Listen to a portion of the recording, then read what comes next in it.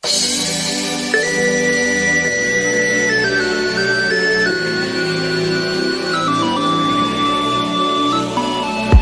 てほしいことも今ここで願っていることも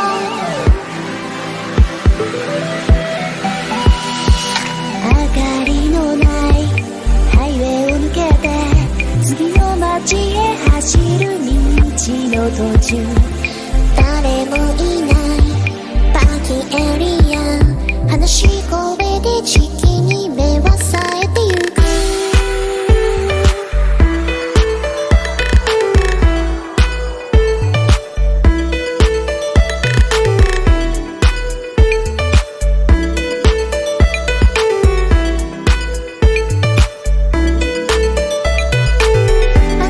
知らないことも私しか知らないことも口を押さえて言わないことも伝えられない大事なことも叶ってはいけないことも今でもここで思ってることも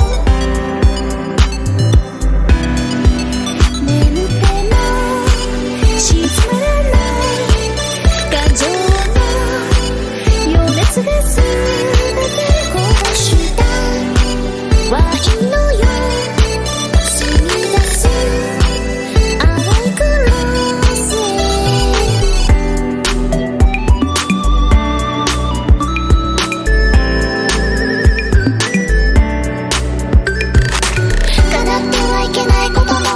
知られてはいけないことも真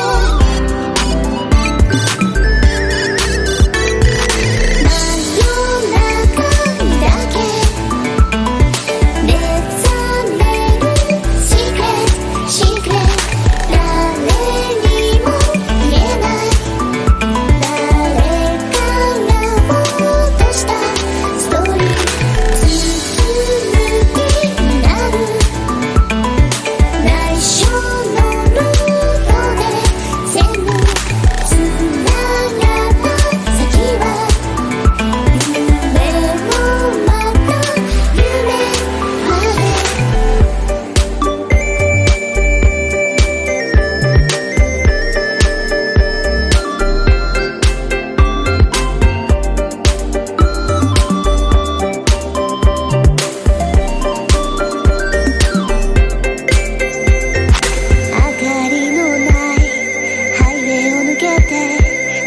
街へ走る道の途中出口には目印もナビの合図もない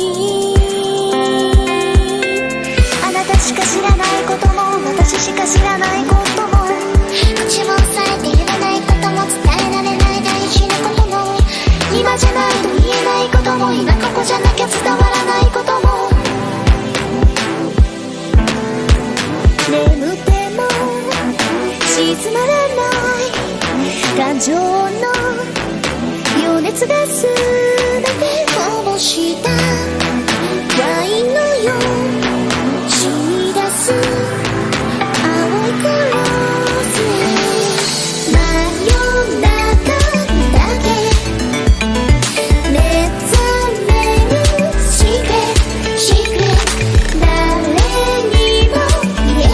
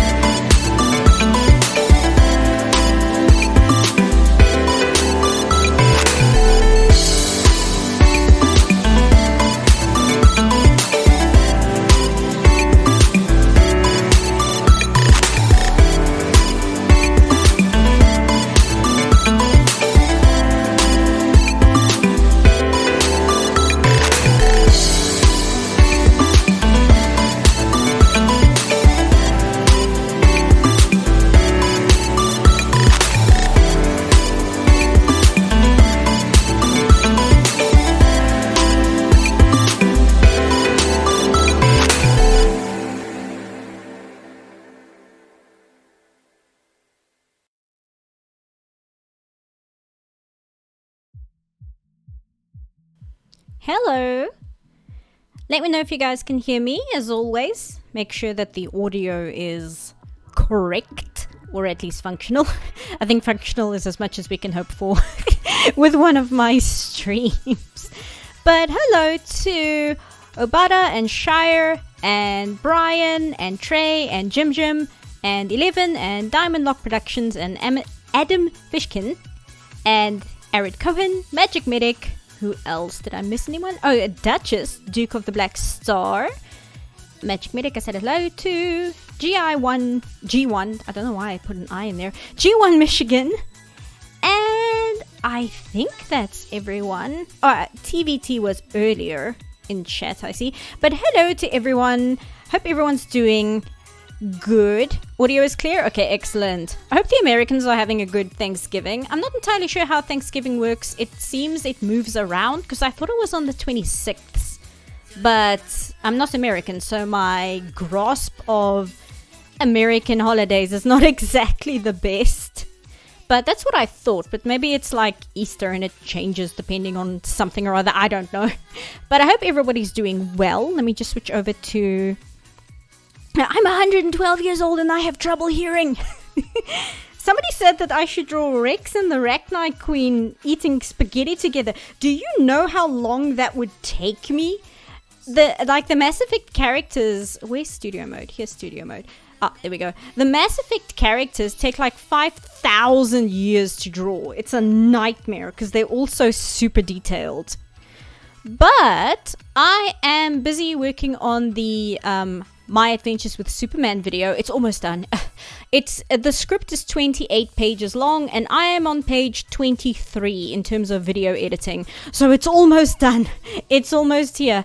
I keep saying to myself, I'm not going to make videos that are like an insane length of time and then every single video I make is longer than the last one I made. I don't know how I achieve that because I do actually edit them down as much as possible to cut out like what I feel is superfluous information, like things that I don't need to say or things I already said earlier in a video. I try and trim that stuff as much as possible and then the video still ends up being 90 minutes long. I don't know why I always do that. And it's fine, I enjoy editing, it just takes so long. It takes such a long time. People are saying, well, Diamond is saying draw Goombella from Thousand Year Door. But actually, I've been watching Vinny's playthrough of Super Mario RPG. I never played it myself, but I have watched Vinny play the original before. So I'm actually having a lot of fun watching him play the remake, which looks really good so far. There's like minor changes and things. There's some translation that's been fixed up or cleaned up. But generally, it's literally the same game, except with like updated music and updated graphics. So that's one thing we can do. Otherwise, even though the video isn't out yet, we can draw Lois from My Adventures with Superman, but I don't know whether I should keep that for next month when the video is actually out. Then we can do some art, from the thing I just covered in a video rather than draw a character from a video I haven't released yet. So I'm not entirely sure how I feel about that. When I got an AMA answer from you, you were super in-depth. Thanks for the Seaport. Oh, no worries. No problem. Or maybe the internet's latest obsession, the Lethal Company Astronaut. I have not watched any of the Lethal Company streams. I know Vinny has one out with Germa, which is apparently really fun. So I still need to watch that. But I'm completely in the blank. In the dark. In the blank? I'm completely in the dark as far as the characters from that game goes. Why was the notification 8 minutes late? I don't know. But glad you're here, Ransock. But that's usually why I have the music at the start of a stream. It's so that if there's like a slight delay in notification or anything like that, people can filter in, right? I don't just start right away. Hey, Efkin. I don't just start right away because then people might miss content and such. But let me get something going here. I started Utena because of you. I should probably continue sometimes. Yes, you should. Utena is really great. And I'm so happy you actually decided to check it out because of my video. Because that is my favorite anime of all time to this day. And I don't even know if it really counts as nostalgia because I watched it when I was an adult. So it's not really nostalgia. Let me just move this mic because it's directly in front of me. And I can't see my tablet. There we go. Let me move instead of trying to move the mic. Turkey with Garrus attire. Again, do you know how long the Mass Effect like outfits take? I have XNA Lara, which is a 3D program to look at game models. I have that program for the sole purpose of looking at the character's armor, because even having screenshots of the armor is not enough. Like, I seriously need the entire 3D model to be able to understand what the hell is going on there, because it's so detailed. Anyway, so what are we thinking, you guys? I would think we either do Lois, or we can do like Gino from Super Mario RPG, just because it's something I'm watching right now. What do you guys think? I'll leave it up to you.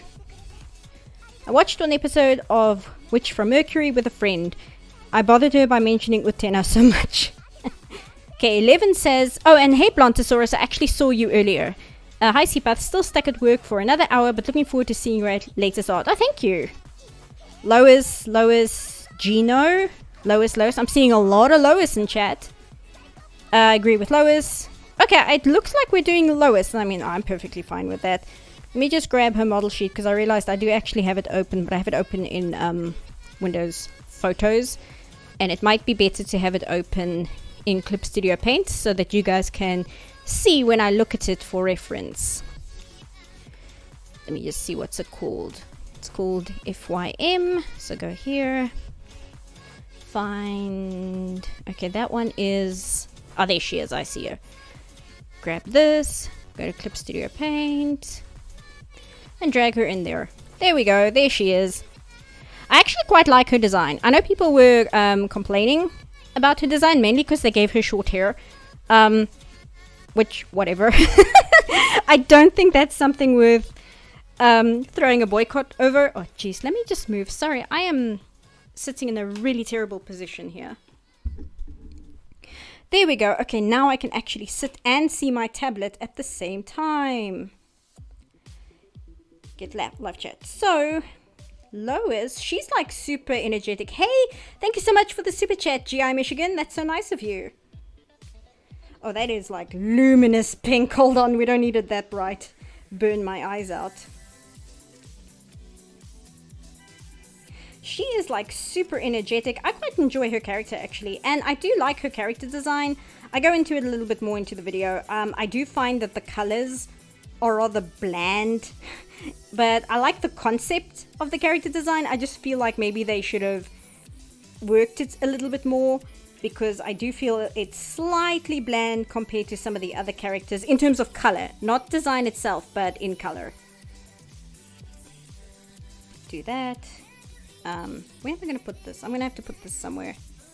Put it there. There we go. Hopefully I can see the chat on my phone next to me if I put it there. If you haven't been to a stream before, it's always a slight shit show. How many minutes are we in? It's probably fine.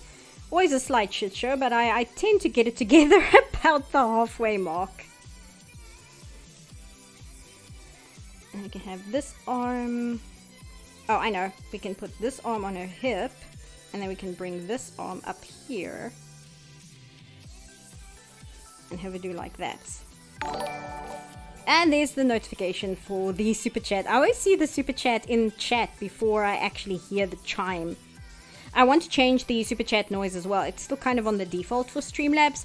I still want to change it to the that moment in Mass Effect 1 where it just says Mira going user alert, because I think that's very funny, and like nobody but me and like 5 other people will understand what the joke is. But that's okay. Just because I can't think of another sound for the notification. Just see, am I happy with this? Not really. Let me tilt her a little bit. There we go, that's better. Apply changes. Oh no, yes! Mira will never truly leave us. It's not the short hair for me. She just somehow looks generic. Yeah, I think that's due to her colors, because I actually quite like the design of having a big bulky jacket like this, and then her leggings. It's quite an interesting silhouette. It's quite an interesting shape. I just think that the colors are really uninteresting, and I think it lacks I don't know, it feels like it lacks something. I'm not a character designer, it's actually one of my weak points, but I just feel there's something there which it's a weak design, but I can't entirely pin down why. They're somewhat basic, but I don't know, I kind of still find them charming. Yeah, I mean, it's the thing, it's not bad, it's just I feel like it's lacking something. And I don't know if it is because I almost want to say they might have struggled with Lois's design specifically, because Jimmy has a cool design and Clark has a cool design, and I found the model sheets for Superman, and Superman, he went through several phases of them just trying to figure out how to give him a really cool suit. But then Lois, she feels so underwhelming, so I don't know if it's that they didn't spend as much time with her design as they should have or something. I don't know, I feel like she's a little neglected in the design department. But I don't know whether that's just because of my personal preference or if that's something that actually happened. Because I don't like making assumptions just based on what I think happened, you know? I can't just be like, oh, clearly they left this design a little undercooked because they didn't care as much about her as they did Jimmy or Clark. Because I don't know that. There's nothing to tell me that. And just because I feel the design is a little underwhelming, that doesn't mean that that's the intent or that's the problem. It might be that they put a lot of effort into her and the design simply doesn't really do it for me, right? But I do find it's a little bland, and in my opinion it's mostly the colors, because it's again, I mentioned this in the video, but I'll just tell you guys now as well. It reminds me a little bit of some of the character designs in Cyberpunk Edge Runners, because they also really like doing that really bulky jacket on top of a much more streamlined clothes under it look. And the designs in Cyberpunk Edge Runners is fantastic. Like, that show is so good looking. Here we go. Here's Becca. Like, if you compare it to Becca, like, Becca kind of has a similar thing going on, where she has a big bulky jacket going on, but then she's got nothing else to really give more detail to the silhouette. So you've got this big bulky upper part, and then you've just got her legs, which are super streamlined. But this design is really cool, but I think it's 90% of it is the colors. And even if you ignore the yellow and the magenta behind her, this is just an interesting color palette, because she's got this pink detailing around her neck, she's got the interesting eye color, she's got the Miku Hatsune hair color, and she's got the tattoos here. There's enough going on here for it to be interesting, as even just color wise. Whereas here, I find the colors so dull and uninteresting. It's almost like she's designed to be a background character. Like, this would be fine for a background character, but for a main character, it just feels a little underwhelming. But again, I don't know if that's just me and my preferences, but that's how I feel. It's kind of stylish background character vibes. Yeah, exactly. Yes. And that's how I feel as well. So it's not really the short hair to me, although I saw some really ridiculous people, but I guess people. I saw some really ridiculous, I fixed Lois's design, and literally all they did was give her long hair and give her blue eyes, and I'm like, that says way more about you than I think you want to reveal about yourself, if you're like, oh, the only thing you need to do to this character design to make it quote-unquote good is to give her more feminine hair and blue eyes. And it's like, I don't know why you can't realize that might not be a great opinion to have. And even in a character design wise, it's not even a correct opinion. Actually, I want to make her wink, so I'm struggling with this eye, so maybe I must just literally close it and keep the one closest to us open. I did remember to actually do some warm-ups before I started streaming, because I do find that if I don't warm up before the stream, my drawing tends to be a lot more not clumsy, what's the word, stiff, than if I just jump into stream without doing any kind of warm-ups. I find my art is very stiff, but I do find that if I do warm-ups before I come on stream, my art tends to do a lot better. But I seem to be having a bit of a rough time here for some reason. I don't know why, because I was doing fine earlier. Let's see. Maybe I must put some foundational work down. I always give characters way too big of a chin. I never know why I do that. Make a chin a little bit sharper. Pull this up. Get rid of this ear because I think it's in the wrong place. Anyway, bring the jaw down here. Bring this up here. Let's see. Maybe I was going to detail too quickly, which might be the problem. Like, I very quickly tried to go into doing fine details before I really put down my landmarks of where the character's facial features should go. Let me pay more attention to that before I start. What is... I think she has very thin brows. Oh, she doesn't really. No, they're quite thick for a female character. Although these days people tend to give female characters slightly thicker brows than they did in the past. In the past they would literally give them like the cartoony like that and they wouldn't go much further. Let's jump to chat. Hey CPuff, I was wondering what your thoughts on Lois's character in the show are, since I've mixed feelings about her character in the show. My feelings about her character in the show is going to span multiple parts of the video, because I'm doing what I did with High Guardian Spice, where I'm going over every episode.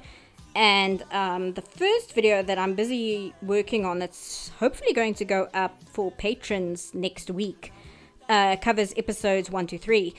And my feelings about Lois in the show changes as we go along. So I don't want to give away too much, because I'm going to lay the foundations of what I feel about Lois in the first video I put out. But I have major problems with the way they wrote her character as they went along. There are decisions they made throughout the course of the show which I find to be baffling. Like, why did you do this? And it's also why I decided to kind of do the Superman cartoon, because not just that I feel there was originally I wanted to do it because I figured there would be enough to talk about just because it's Superman related. But then as I watched the show, I realized there is actually a lot to talk about here, just as far as the show itself goes. Like, even if it had nothing to do with Superman, there's enough to discuss there in terms of character writing and execution, where even if it wasn't Superman, there's enough to talk about and be like, hey, I don't understand why this decision and this decision were made. But I must say, I don't dunk on it like I do, or like I did with Velma and High Guardian Spice, because it is a much better show than both Velma and High Guardian Spice, by like a country mile. It's not even comparable. But at the same time, there are some things it does where I'm like, why? What made you decide to do it this way? Why did you make this decision? Like, baffling things that I don't understand. So in episode 1, we're going to cover a little bit of that, but I'm going to get big into Lois's character. I think it's around episode 5 or 6, but I think it's episode 5, where some character stuff goes down that are just absolutely not mind-numbing, but like, it blew my brain. I'm like, I don't understand. I genuinely don't understand why you decided to do this. Why you decided to go in this direction with this character. So yeah, it'll hopefully be fun to listen to, which I think it will be. But it is a show I find quite frustrating, because it gets so much right, and you're like, oh, it's going to be a good show. This is actually a really cool show. And then it makes certain decisions, and you're like, why? You were doing so well, and then you make this insane writing choice that I cannot for the life of me begin to figure out what you were thinking. Okay, now I've got her eyes kind of working better. Let me just finish drawing her head structure, and then I'll add the wink, because I was struggling with the eye placement there for a second. She's got quite a big head, but I tend to find with anime characters or anime inspired characters, they do tend to have like really big bubble heads, and you don't really notice because most of it is covered up by their hair. Oh, come on. I think her head's way too small. It's because I was struggling. Generally, if you struggle with something you're drawing and you try again and again, you tend to draw it much smaller than you intend to, because you're being avoidant of it because you're struggling, so you're like, oh geez, this is difficult, and it's almost like you're trying to pull away from the drawing if you feel it's being awkward and difficult. So that's quite often what happens. Whereas if it's something that you really enjoy drawing, you tend to have a tendency to draw it bigger than you mean to. And that's something I was actually taught at Van Arts. That's what they taught us in life drawing. So that's like a universal thing. It's not just me. I just want to see, how big is her chest? I always feel so weird having to ask that question, but okay, she does kind of have a chest. I was wondering whether they made her flat-chested completely, but it looks like they did give her a slight bust, but not a crazy big one, which is great for me because it's another area that I really struggle with, is this entire area. I think that's okay. I think. See what chat's saying. The tall hair, yeah. What did Shire say? If anyone demands me to acknowledge the opinion... Oh, you guys are arguing? Don't argue in chat! But I missed what was going on. Hey, Michael Anderson. I missed what that was because I was ranting about my complete bafflement as to why they made certain character choices with Lois Lane's character. But like I said, we stopped. Okay, good. Because as soon as I figure out how, I'm gonna ban you. Which is probably something I should figure out. Because I've never really had problems with chat ever. But that might be something I want to figure out soon. Because if somebody ever does get out of hand in chat, I should probably know how to do that. But anyway, like I was saying with Lois, the show itself is really frustrating. Because there are certain things it does which are really, really great. And then even outside of Lois herself, it'll make certain decisions that are insane, and I don't understand why. And then it'll do something that's not even a good story decision. It's like a brilliant story decision, and I'll be like blown away at how clever and interesting a story beat it is. So it's extremely frustrating because you'll be like, oh wow, this is really cool, this is really interesting. And then the show will do something else and you'll be like, what on earth did you just do and why? Let me just flip her because I think... no, she's not that. She's not that off balance. I think she's okay. See, chest, stomach, like that. I think it's just that her head's big. Maybe I should bring that down a little bit, even though I'm going to add hair and stuff. Oops. Is it at hold? Yes, it is. Hold aspect ratio. Bring it forward a little bit. There we go. That's better. Flip her around. You're talking about mustard in the chat. We were talking about if opinions can be objective. It wasn't a fight though. Okay, that's cool. I think that's an interesting point. I think that that's a very difficult question because I do think, see, in my opinion, there are movies that I feel are objectively good, but I don't enjoy them. And I think that's the best way to really figure out if such a thing as objectively good exists.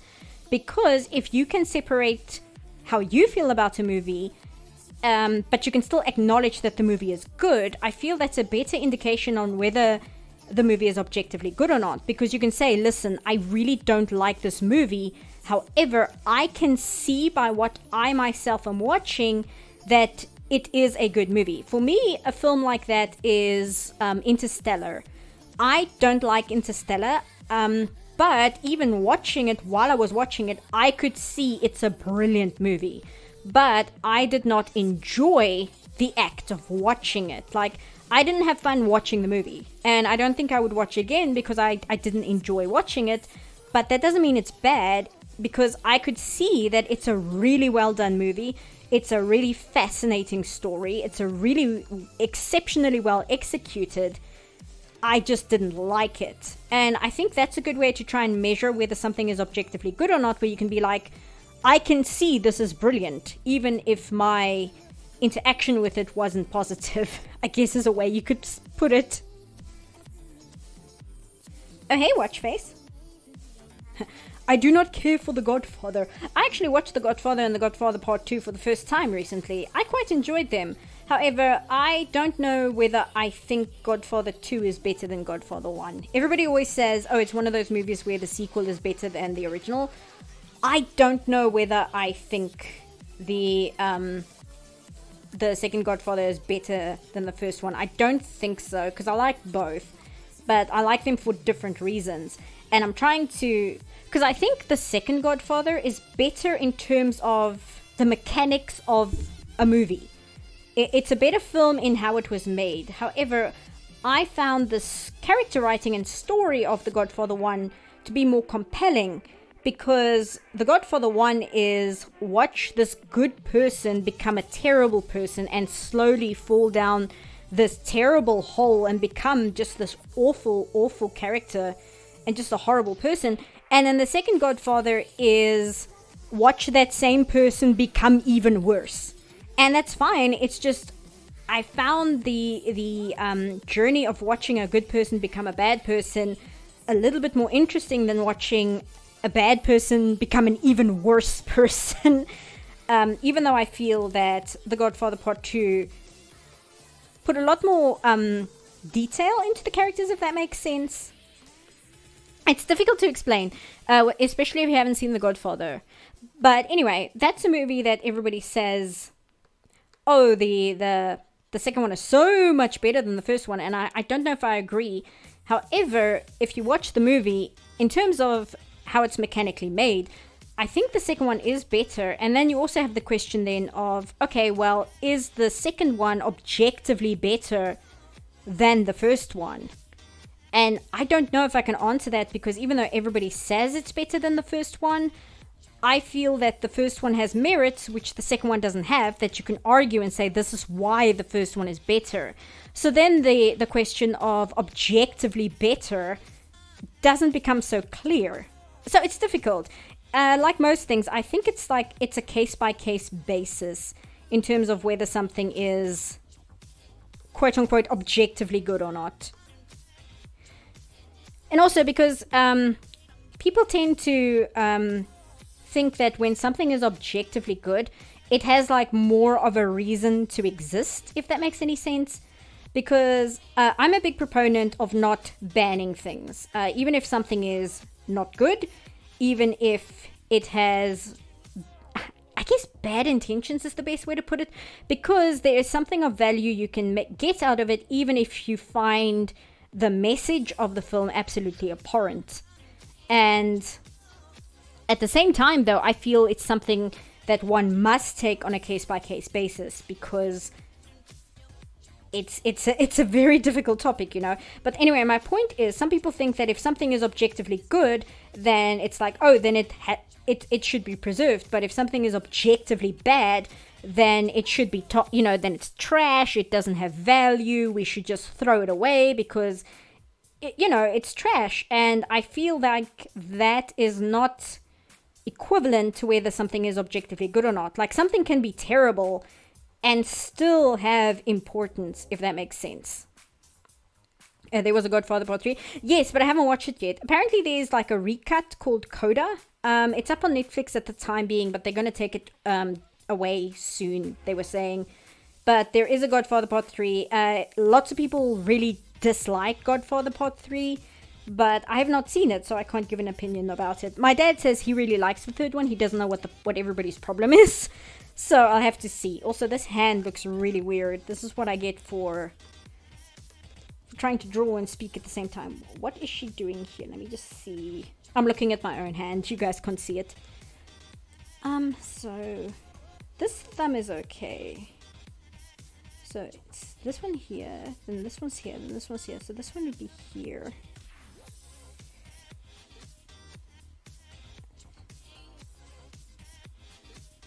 I guess like that. I also, yesterday I was watching a YouTube video that somebody had made, just because it was randomly on my recommended pages. Somebody watched every single Elvis movie. Yeah, see, this isn't working. Maybe I must just start from scratch and make her just give the generic peace sign thing. That might be easier. And also this arm is a little long, so I might want to make the wrist from here rather. But I was watching a video where somebody watched every single Elvis movie, and it's a really good video. I'll link it once I'm done streaming, because the guy was talking about Elvis the human being's great desire to make a truly good American film, and how for various reasons that's something that never really happened, which is quite tragic. However, even though none of Elvis's movies are objectively great films, at the same time he has made iconic films to the point that at least one of them is in the American Film Preservation Vault. I don't know what it's called. That thing where they're like, Congress preserves a film because it is culturally or artistically or aesthetically important. And one of the Elvis movies is in the vault, even though it is not an artistically brilliant film. So it was a very interesting video because it went through like Elvis's entire, it's not even sad, it is a little sad I suppose, but his entire heartache of truly wanting to make a good, great American film like James Dean did, who he really looked up to, and how his managers and the guys who handled him were far more concerned with making movies that sold Elvis as a product, and how because of that they creatively stifled a lot of what they wanted Elvis to do because they had to present him as marketable. It's the same thing that's happening in Hollywood at the moment. It never freaking changes. Nothing ever changes. But it was a really fascinating video. But again, we were talking about the objectivity of something being objectively good. And that was an interesting video in that regards, because nothing Elvis made in terms of movies is... none of them are substantial films, right? Most of the time, they're either terrible or at best, they're fluff films like Mamma Mia. But then there's the question, okay, so it's a fluff movie. It's not freaking The Lost Weekend. Does that mean it has less value than a film that's trying to have some big, insane, important message? So again, the question of objectively goodness is a difficult one. And I think that's also why I like really terrible movies, and why I like channels like Red Letter Media, because they'll cover these absolute garbage films, but even in terrible B movies, there is value to be found because they're entertaining to watch. So they are objectively bad movies, but they are objectively fun to watch, or at least in the right circumstances, because I guess you have to watch them with friends and stuff. Otherwise, it might be a miserable experience. But I don't know. I've watched terrible movies by myself, and I've still had a good time. Oh, sorry, hiccup. Thank you so much for the super chat, Indigo Cozy. Has it been nicer on Tumblr now that all the antis have left for Twitter? Asking because the drama around the coffin of Andy and Lele has been non-stop. It has, actually. Tumblr has been... See, it's difficult because I curate my dash quite heavily, and Tumblr has a lot better. Tumblr has better tools to do that because it doesn't have an algorithm where if you get a lot of interaction on a post, it gets pushed forward in the algorithm and more people see it. Tumblr doesn't work that way. So on Twitter, making inflammatory statements is a good way to get a lot of engagement, which means a post gets pushed in the algorithm, which means more people see it. And that's how you get this incredibly toxic atmosphere where everybody is trying to say the most inflammatory thing possible because it's an easy way to get views. And Tumblr doesn't really work that way because there is no algorithm.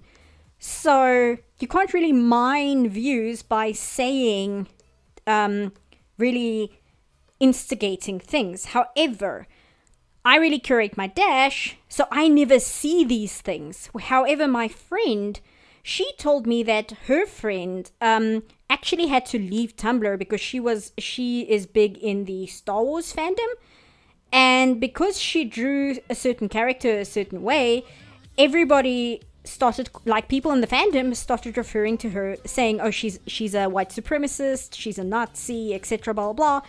which is uncool because not only is this person Jewish, but their family are actually Auschwitz survivors.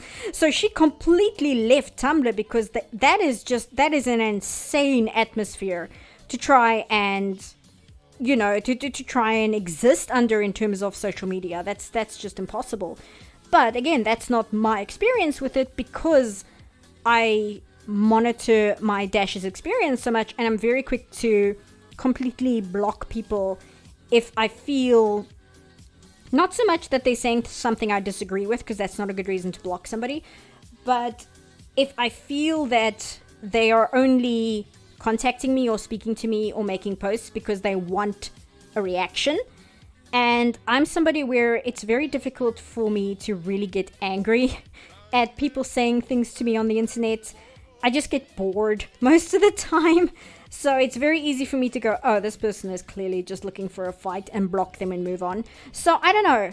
It has gotten better, and I've heard other people say it's gotten better. But at the same time, it depends on where you are hanging out on Tumblr. Because in some places, apparently, it's still really insane. I'm going to duplicate this layer so that I still have the original, but I can erase this eye here. And I've still got it down here, but now I can draw the wink without feeling like I've lost something that was working. Just do that. Use the mechanical pencil because it's a little thinner, so it gives a little bit more control.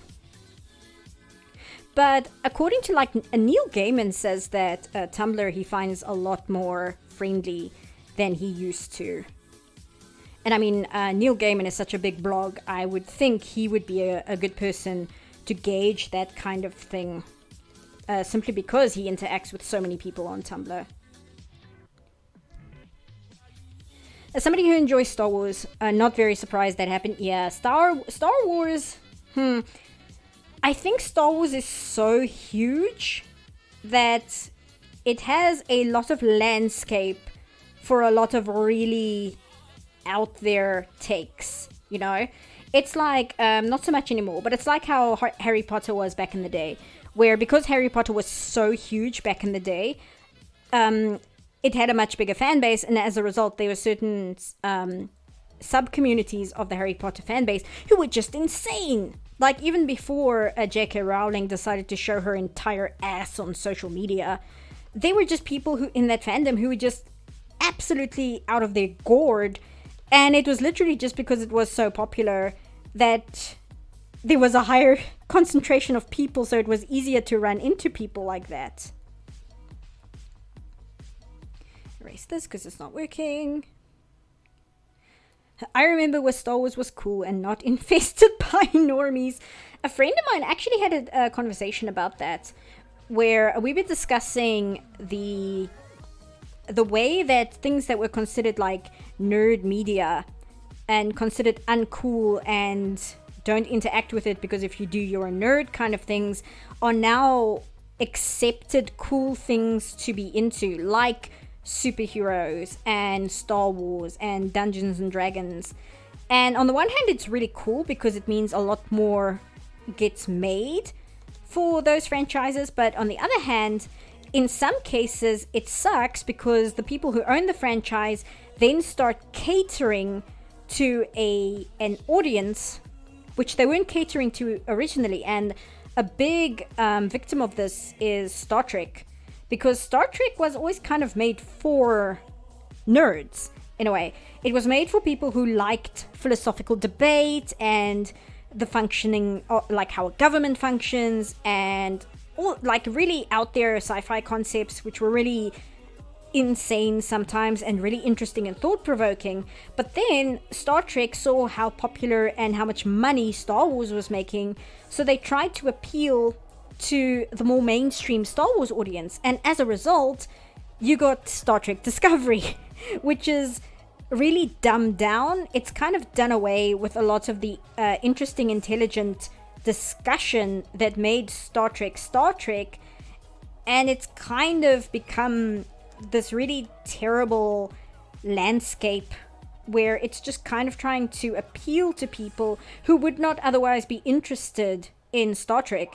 And that's kind of where the problem lies. It's cool when something you like gets more fans and gets more attention and gets more released because it's got more attention on it. But it really sucks when the thing gets dumbed down to try and appeal to as many people and as many demographics as possible. Because when you do that, you inevitably have to sand away a lot of the things that made it popular in the first place. And that's not just sci-fi and nerd media. That's everything. Like that happens so often. I'm not super into wrestling myself, but I like watching videos about wrestling.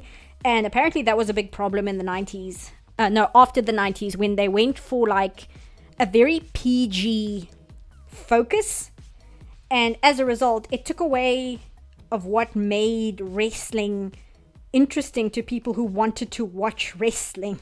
And apparently that's a big problem with NASCAR as well, is they've tried to make NASCAR so appealing to a larger demographic that it's essentially shrunk its own audience because its core demographic doesn't like what NASCAR has become in its efforts to appeal to everybody.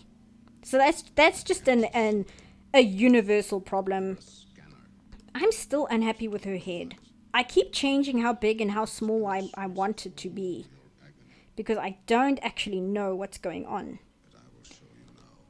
Let me just keep aspect ratio, make this bigger, bring it up here, and then I'll make this neck just a little bit thicker and longer.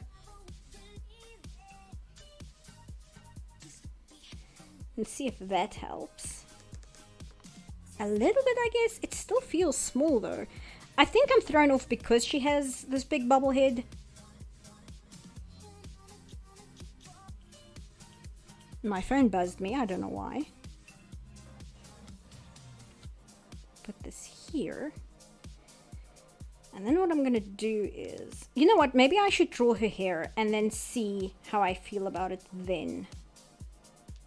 Because I think that might be what's throwing me off, is because she doesn't have hair, I can't really see how much... I can't really figure out the dimensions of her head because I'm not seeing her hair at the same time. And it looks like there's just big empty space up here when there should not be this much blank space here. How much? Okay, so she's got a little bit of space, so it's about there. Like that. Let's go back to chat. You can please some of the people some of the time, and all of the people some of the time, but you can't please all of the people all of the time. Yeah, kind of. It's also, I don't know how accurate it is anymore, but there used to be like the measurement of the bell curve, and I can't, it's like an entire discussion, so I'm not going to bring up the graphic on screen, but there's like the bell curve in terms of, it tends to be used, or it was used in the measurement of intelligence, but I think you can apply the same thing in terms of mass appeal and popularity. But unfortunately, mass appeal means a lot of what makes something interesting in the first place gets sanded away or lost. Oh, I was talking to my friend about the appeal of nerd media, and I was saying nerd media being made to appeal to a more general audience can kind of be explained like, imagine you've got pro wrestling, to come back to it, and for some reason WWE decides it's going to have an anime themed wrestler, and that's cool, right? Because that does actually exist. But then it's going to decide it's going to make all its wrestlers anime themed because people like anime. And then they're going to make all the commentators for wrestling VTubers. And then they're going to make all the music J-pop. You know, and it gets degraded into this completely unrecognizable thing, so that people who actually liked pro wrestling don't like it anymore because it's turned into this weird version of something. And I feel like that's kind of what's happened to nerd media in a way. That's kind of what's happened to nerd media in a way, where it's been changed so much to have a more broad appeal that it now no longer even resembles what made people like it in the first place. And then the people who aren't really into nerdy things but like Star Wars, they get really bent out of shape and they're like, well, what do you mean it's really good? What do you mean it's not as good as it used to be? It's great because I like it. And it's like, yes, you like it, but you don't like it for the reasons that it was made to exist in the first place. But again, it's a very nuanced discussion. This arm is way too long still, so I'm going to bring this down. I'm really struggling with my proportions. I think just because I've been so busy editing, I haven't been drawing a lot, and I think it's because I'm a little rusty. And that might be why I feel like I'm struggling more than I should be. But that's kind of what I equate it to. Not gonna lie, that would slap. It would slap probably because you don't watch pro wrestling at the moment. So you're not the target audience. Okay, let's get her some clothes. Like, if everything is ridiculous and everyone is insane, what do you even matter? I think that's in lieu of something where I might have missed the conversation. But no, this is more like something was made for a particular audience, and then in an attempt to bring more people to being fans of the thing, you completely change it into a completely different thing. And then it doesn't resemble why people liked it originally in any way, shape, or form other than the name. If I miss some of what you're saying, it's not due to your audio, it's due to my neighbors running their water at full blast. Are you in a southern country like me where it's summer at the moment? Because why are they running the water at full blast? Isn't it like super winter and literally everywhere else in the world? You see her sleeves. Oh, they're quite bulky. So this is going to have to really crumple up because she's pressing down on it with her hand here. And this, we'll bring it like this, and we'll make the sleeve do this. Here we go. And oops, no, that's close Becca because I keep clicking on her by accident.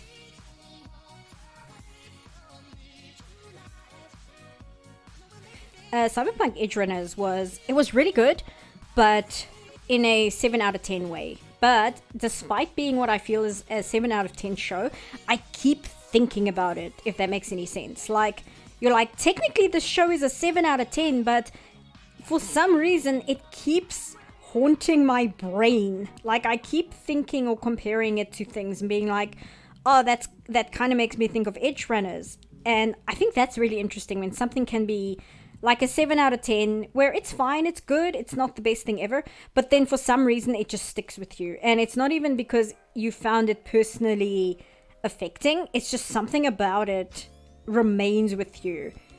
And that's why I like to judge things after a certain amount of time has passed. I don't like watching something and immediately giving it like an opinion of what I have about it, because like sometimes it can haunt you and it makes you reevaluate, why is this sticking with me when the watching experience didn't make it seem like that good a film.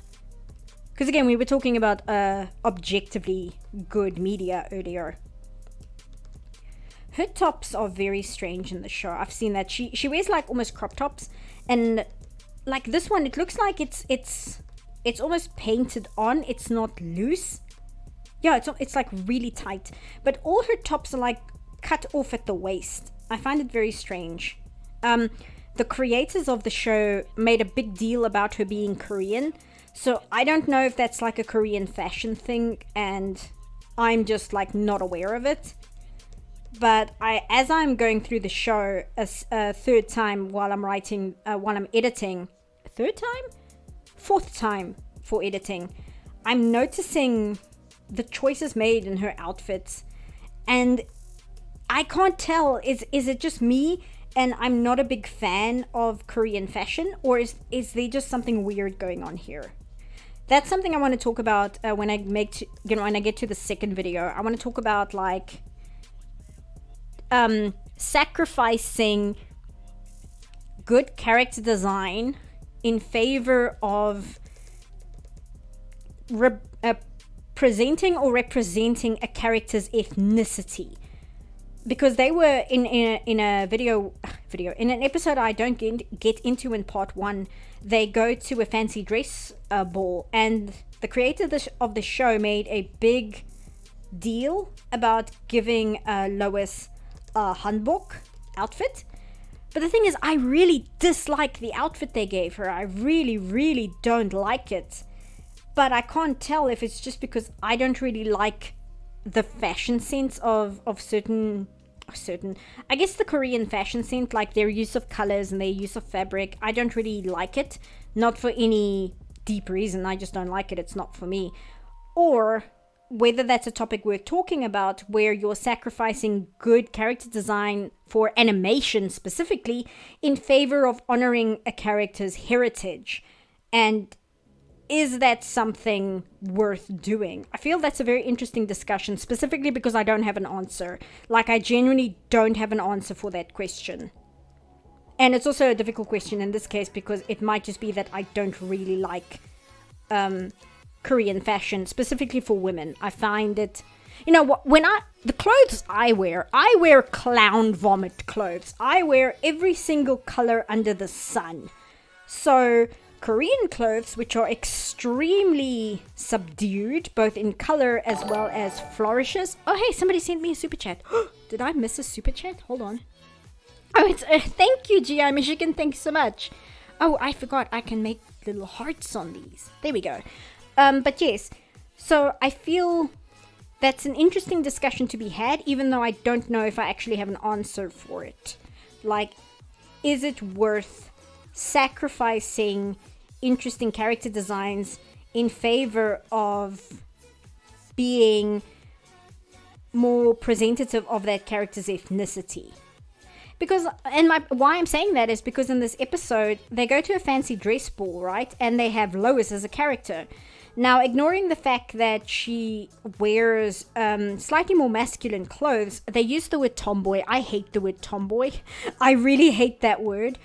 But they give her more masculine clothes. So I was interested to see what kind of cool, like, black tie outfit they could give her. What kind of interesting, black tie outfit. Even if it's not a dress, they could do something really interesting and cool and fashionable. And then what they did was they basically gave her a masculine hanbok where it's just a hanbok top and then gray leggings. And it's so dull and boring. And I was so disappointed because obviously I like Sailor Moon, I like Utena, I like quite a few shoujo. So even though I didn't want Lois to wear a birthday cake, I still thought it would be cool to see a nice fancy black tie outfit for her. And then I just feel like they did nothing with it because they were so eager to represent her culture. And to me, it felt disappointing because that's the kind of outfit that I would really like to see on a character, is a fancy black tie outfit. And I was just like, oh, okay. I was very disappointed in it. But again, it's also difficult because you're dealing with culture and ethnicity. I have to really stop and think, okay, well, is this just my personal preference, or do I feel that it is an objective fact in terms of character design? And when I'm unsure about things like that, I tend to get one of my friends who also works in the industry up on Discord and ask their input. Unfortunately, because they're my friends, they tend to think along the same lines I do. So we still kind of end up with this echo chamber. But I do the best I can. And I in terms of like not insulting cultures, because at the end of the day, my channel, what I want my channel to be, is to look at things objectively and be like, okay, cultural representation and LGBTQ representation, that's all well and good, but is it actually well written? Because like I said with High Guardian Spice, I find that a lot of people, they become distracted by representation and things like that, where they lose sight whether something is a well-made show. And so I wanted to have a channel where I kind of discuss writing and character and all of that, as good writing, quote unquote, if again, we're getting back to the topic of objectivity, but is it actually good writing, you know? And I'm finding it's an interesting puzzle I've gotten myself into, where I do not like Lois's outfit for the black tie episode, but I need to figure out, okay, well, is that because I don't like it, because I wear bright colored insane outfits, or is it a very weak character design? And then I have to ask myself, is it a weak character design because it's based on the Korean hanbok, or is it because, very much like this outfit, is it because I find the colors don't pop? Is it because I feel the outfit and design could have used more time and attention to really make it stand out? Or is it just they didn't give it as much attention as they did other characters, because they were more focused on Jimmy and Clark looking good? So again, it's an interesting discussion, but I'm going to have to pick my wording very carefully, because I'm not trying to insult anyone. Like, genuinely, I'm very genuinely not trying to insult anyone. So it's a difficult conundrum where I have to like weigh all these different perspectives. And yet, again, as an animator, I still feel the outfit is very lacking. I should put it on screen and show it to show you guys what I mean. As someone who can't draw at all, I like that outfit. I totally wear it if I had the body type for it. I mean, yeah, like in a real world sense, it's a fine outfit. I'm more talking about character design and animation. I'm not really talking about the outfit in terms of being a real outfit. I'm speaking about character design specifically, because this is a cool outfit if you wear this in real life. This is a really awesome outfit. But I still find it rather lacking in terms of character design, because I find it very bland. And as I said, I think it's possibly because of the color choices. Oh, also, I should save. If you are also drawing, please don't forget to save. Just type this in. There we go. Let me grab the outfit quickly so I can show you guys, so you guys have a visual for what I mean and what I'm talking about. My Adventures with Superman Lois Hanbok. Because I don't know whether I've saved an image of the outfit yet, because I'm not there in the script yet, because I think that's only like episode 5 or so. I mean, that's kind of it, but it's not the whole outfit. Let me use Google instead, because I don't have Google as my default search engine, because why would I? I suppose this is the best we'll get.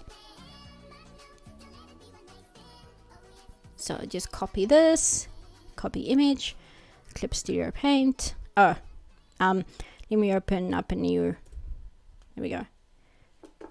So this is Lois's outfit for the black tie event they go to in the show. And this is literally all it is. It's the top, which I like the top. I do like the top. I think it's quite nice. But then she's just got black leggings. And then that's it. That's the whole outfit. So, and Jimmy's is kind of cool because I like the color matching here. I think that's really cool. Clark's is a little dull, but it kind of matches his character, because when he's not Superman, he's very big on not standing out, not attracting attention to himself. So that's okay. I don't think Clark's personality would really do well with a really flamboyant outfit, even though he's Superman. But this, I was just disappointed. I don't know. Like I said, I do understand wanting to represent the culture, but I do feel it came at the expense of having a cool black tie outfit. And I don't fully know how to fix this design problem, because I've been looking at a lot of hanbok, modern hanbok designs specifically, and there are some really nice ones out there. But you've got the problem of Lois being a quote-unquote tomboy.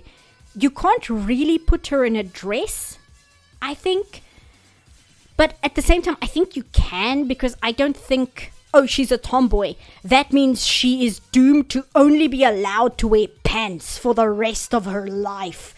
I mean, that's a very narrow perspective to have about the whole thing, right? It just feels incomplete, maybe.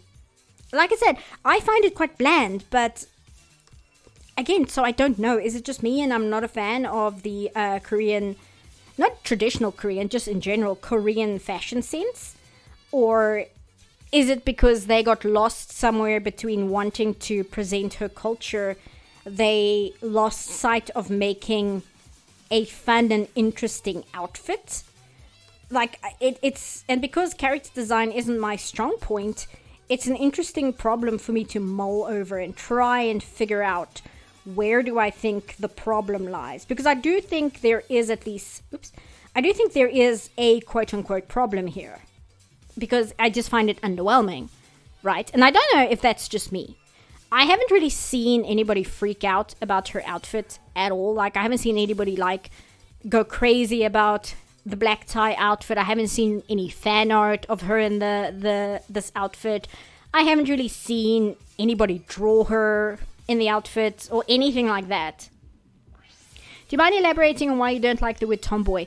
Because it implies that it's not even that I feel that strongly about this kind of thing, but I'm just like, okay, so if you're a girl and you like wearing t-shirts and pants, then you are classified as like diet male. You know, it's like to do with the whole gender thing. It's like, oh, if a girl wears outfits like this, then we have to use like a gendered term to distinguish her from other girls. I'm just like, it's very stupid. And I think it's because I'm somebody who wears like pants and t-shirts most of the time. But I don't really classify myself as a tomboy or anything. And I don't really think I'm a tomboy in any way, even by the actual definition. I just find it stupid where, oh, if you're a woman and you dress like this, then we have to have this super special gendered term to explain it, rather than just being like, yeah, I just like wearing pants and a t-shirt. Why is that a big deal? Like, I'm super energetic, I'm sporty, and all, you know, I like sport, I'm energetic. This isn't me specifically, I'm talking as if I am the person. I'm sporty, I play sports, I wear shorts and pants all the time, I never wear dresses, I don't wear makeup, you know, therefore, I am not a girl, I'm a tomboy. It just has a weird, it makes me feel weird that if you're like that, you can't be classified as just a girl, you have to have the super special term for it. And in my mind, like I said, it's like diet male. And I'm like, but why though? Why does it have to be so complicated? Why all these like caveats to somebody who just kind of wants to, who's a certain personality type, right? You can just say sporty. I mean, we had Baby Spice, we had Ginger Spice, we had Scary Spice, we had Sporty Spice. We didn't have Tomboy Spice. I don't know if I'm communicating that clearly, because again, this isn't something like gender and gender discussion isn't really something I'm super hung up about, or not even passionate. It's not something that I get stuck on. It's not something my brain hooks onto and it's unable to detach from. But at the same time, I'm like, tomboy, it's just such a lame word. It's a word for what I feel is a non-issue. It's like a special term for something which really isn't that important and shouldn't be that big a deal. I think that's what it is. It's not a big deal, but we have to pretend as if it is this big deal, and we have to like mess around with gender terms to make it a big deal. And I think I'm just like, why are we so hung up on this? And I think that's what it is. Tomboy as a term is a holdover from pre-World War II country life, and it's kept alive by the genuine nutters. Also, thank you so much for the super chat, Indigo Cozy. Oops, I didn't mean to do that. There we go. Colleen's Manga Rex made a video recently about how people felt bad for her being a tomboy. Like, it was sad for a person to be masculine. Yeah, it's very weird. Like I said, me trying to explain it, I think it is because it irritates me, because it's making a bigger deal out of something which really shouldn't be a big deal at all. You know, it's like, Okay, so she's a girl and she plays sports and she wears outfits that are not super feminine. Okay, why do we have to call her a specific name? Why can't she just be a girl, you know? And like I said, this isn't me like sitting down and thinking it over in any detail. That's just me, like my gut reaction is, that's kind of icky feeling, and I'm not sure why, but it just feels, it makes me feel weird and kind of irritated, and I can't really pinpoint why. We should abolish gender dynamics and replace them with snack time. We should. There's a lot we can abolish and replace with snack time, if you ask me. I agree. More snacks. There we go. There's the super chat notification. That is on a big delay. Maybe it's not on a big delay when by the time you guys actually hear my voice. Oh, I'm using that eraser. I need the solid eraser. Maybe it's not on a delay for you guys, but it is for me. But I've got the chat open next to me, so I don't really know what the delay is, quite frankly. Be like Deadpool. Love thy neighbor regardless of gender. Yeah. It kind of reminds me a bit of, this was a big discussion on the High Guardian Spice video's comments, because I didn't really bring it up in the video itself, mostly because it wasn't something I considered. But many people on the High Guardian Spice video pointed out that High Guardian Spice made such a big deal about breaking gender norms, and then at the same time insisted that a character that showed traditional feminine traits must be a trans girl because they're projecting and they like things which are seen as traditionally feminine, and by doing that the show itself is playing into gender binary. So the show is doing the thing it says it's actively against. And I guess the whole tomboy here, the tomboy thing with Lois, it's kind of similar, where it goes against what the show itself insists it's about, you know. It's like trying to be like, oh, you know, she's a cool girl. And there are some people who are very weird about her design. Like I said, they're like, she should be feminine for like no reason other than they want her to be. So those weirdos do exist. But the show is big on like, oh, you know, she's not like a traditional girl. She's more unhinged than other Loises have been in the past. But then they'll use a term like tomboy. And I'm like, you kind of undercut your entire attempt and goal there by doing things like that. You're playing into the very things that you have a problem with, and you're not even aware of the fact that you're doing it, which is annoying. So it's also kind of that. And the reason it bothers me is not really the gender thing. It's because I don't like insincerity. I don't like insincerity, and I don't like it when people are fake. That is my biggest irritant. Like, that is something that drives me absolutely insane. And that's partly why Velma was such a torture session to watch. Because Velma and Mindy herself, they're so fake. They're so fake and trying to present this insincere production to the audience. That's what I found most frustrating about Velma, is just how insincere it is. So in this case, yes, it's about something like gender, but the reason it bothers me is because it's insincere. That's why it bugs me so much. I think people overthink it sometimes, yeah. And I mean, this is coming from me. I'm like the biggest overthinker in the entire world. I tend to overthink things way too much. Like me talking about the handbag. That was probably me really overthinking something which wasn't that big a deal. Sorry, I had to hiccup. Like, it's not a big deal, but because I'm nervous about possibly coming across wrong, I completely overthink, like, how am I supposed to represent this argument when it might not actually be that, it might not be that deep. It might not be that deep. It might literally just be like, yeah, it's not for me. I'm not a big fan. Let's see. She has these big pockets. She has... Maybe I should draw these in before I ink anything. So I'm gonna grab this. So she has like, they go like that, and then they do this. I can do that, yes. And then there's a big pocket here, but she's kind of covering it up with her hand.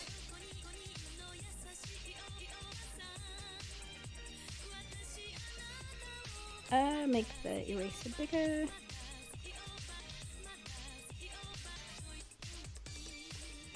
I think that's okay.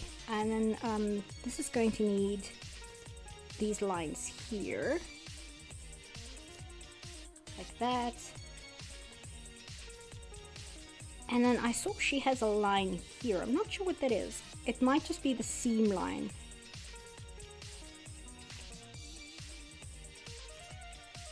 Do that and do that. There we go. So now I can ink these. See what chat's doing. Everything nowadays tries to be special and pretend it breaks new ground. Look guys, we have the first strong female character here, whereas in reality, this shit has been happening since the 90s. Yeah, like a lot of people bring up Ripley from Aliens as like, they're like, you know, Ripley came out in Ripley, that character came out in the film that came out in 1982. No, I'm wrong. When did Alien come out? That's not 1982. I think that's 78, isn't it? Sorry, I need to double check because when it comes to dates, I tend to be pretty good with movie dates. So, no, The Thing was 1982. That's why I'm confused. The Thing is 1982. I think Alien is 1978, but let me double check. 1979. Okay, I was 1 year off. But yes, that movie and Ripley's character came out in 1979. Not even just Ripley, there was Sarah Connor. Sarah Connor is a really awesome character, especially in the second one.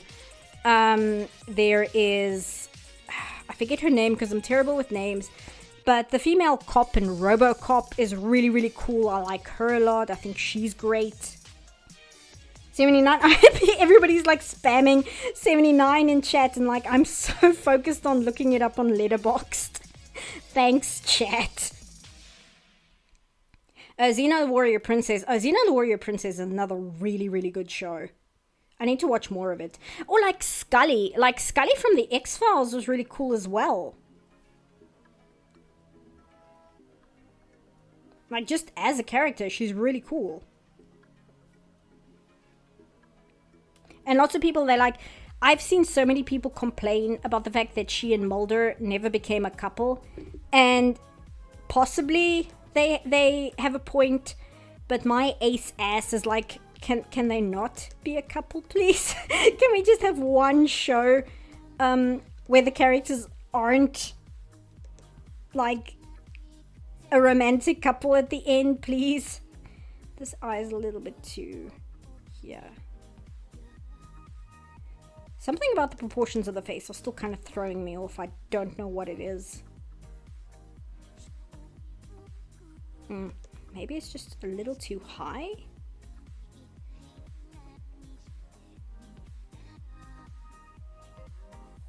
Do that.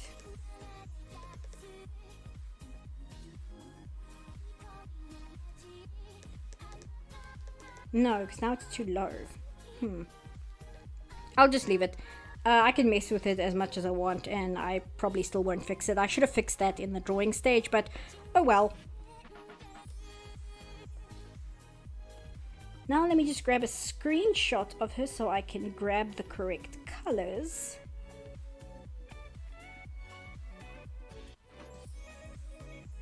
Scroll down, scroll down.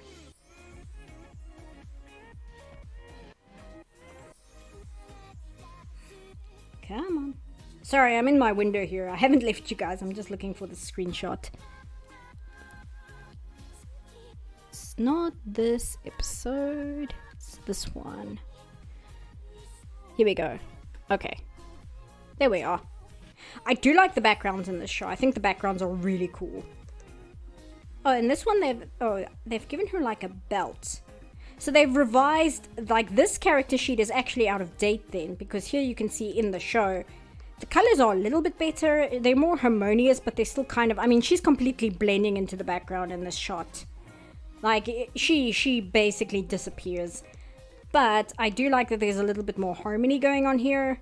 And I like that they've gotten rid of the stripes, because I know a lot of people were complaining that the stripes made her look a lot like the main character from the Owl House. Like, a lot. So it was probably a good move to get rid of those. Add that. And we can add the belts.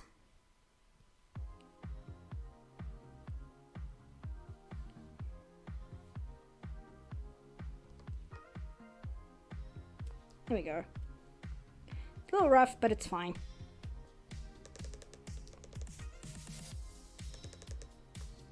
And I think she has a... No, she doesn't. I thought she had a yellow band here at the bottom as well, but she doesn't. Okay, now I'm going to lock the transparency for that. Turn this blue so I know which layer is what. Grab this. Up. Move this here. Ah! What's going on?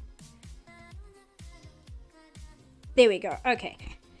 Now I'm going to turn this one on, the lighthouse on, and now I can use the paint bucket. Refer to other layers, yes. Turn the...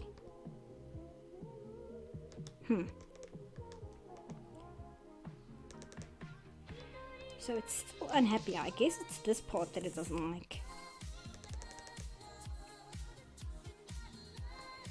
Why are you doing that? Must I turn this on further? Refer to editing now. Okay, there we go. That's better.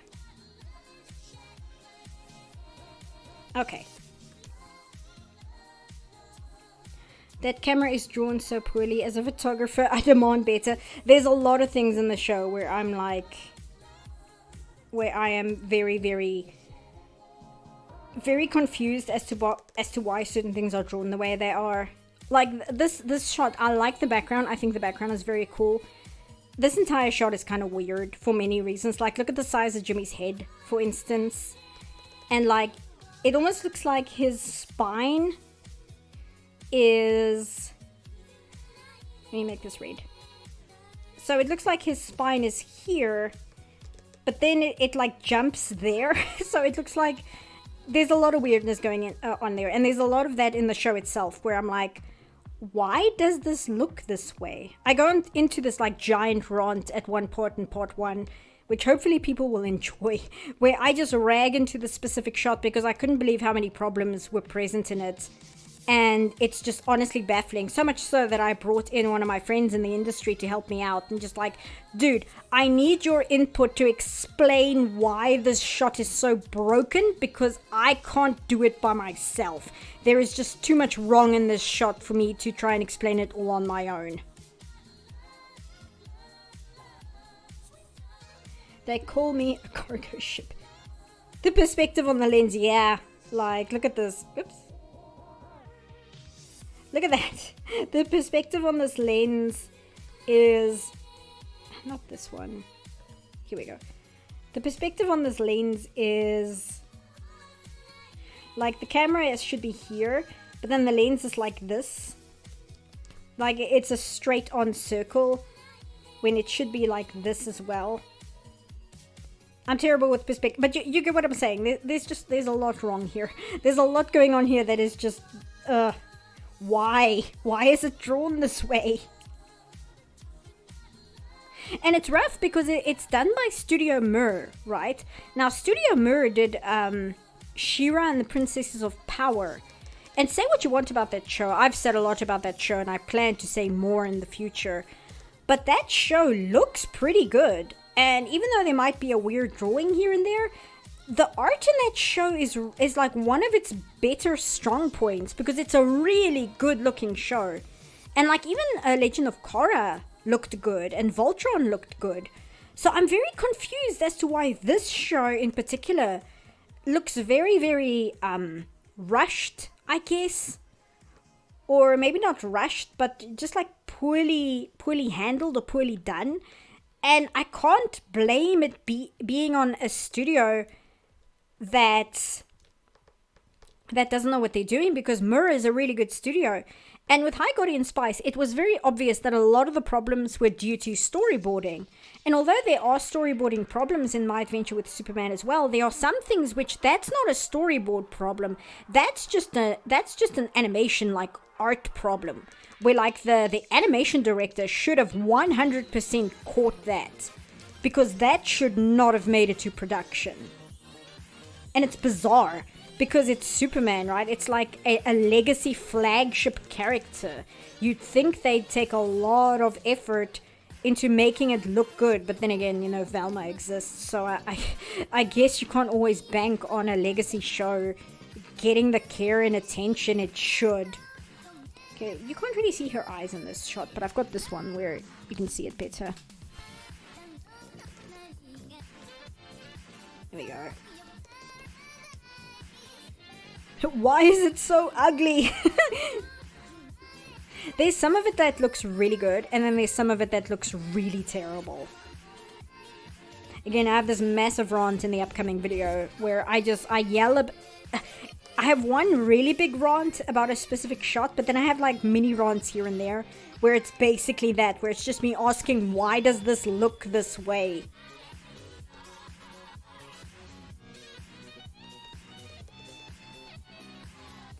Because again, this is an established and professional studio that's done incredible work in the past. So I don't understand what went wrong or why. Like my friend who helped me like point out everything wrong with the show, I couldn't even put in everything that he had to criticize. There were things that he pointed out which I just could not add in the video because it would have taken too much time. But he was saying how in some shots he hated that certain things were shaded, like the cell shading. Not in this one, but in other shots the cell shading was done with purple. And he absolutely hated that because it is the most basic go-to to do shadows. In shows it's extremely lazy. And it's a very obvious thing that you can point at and go,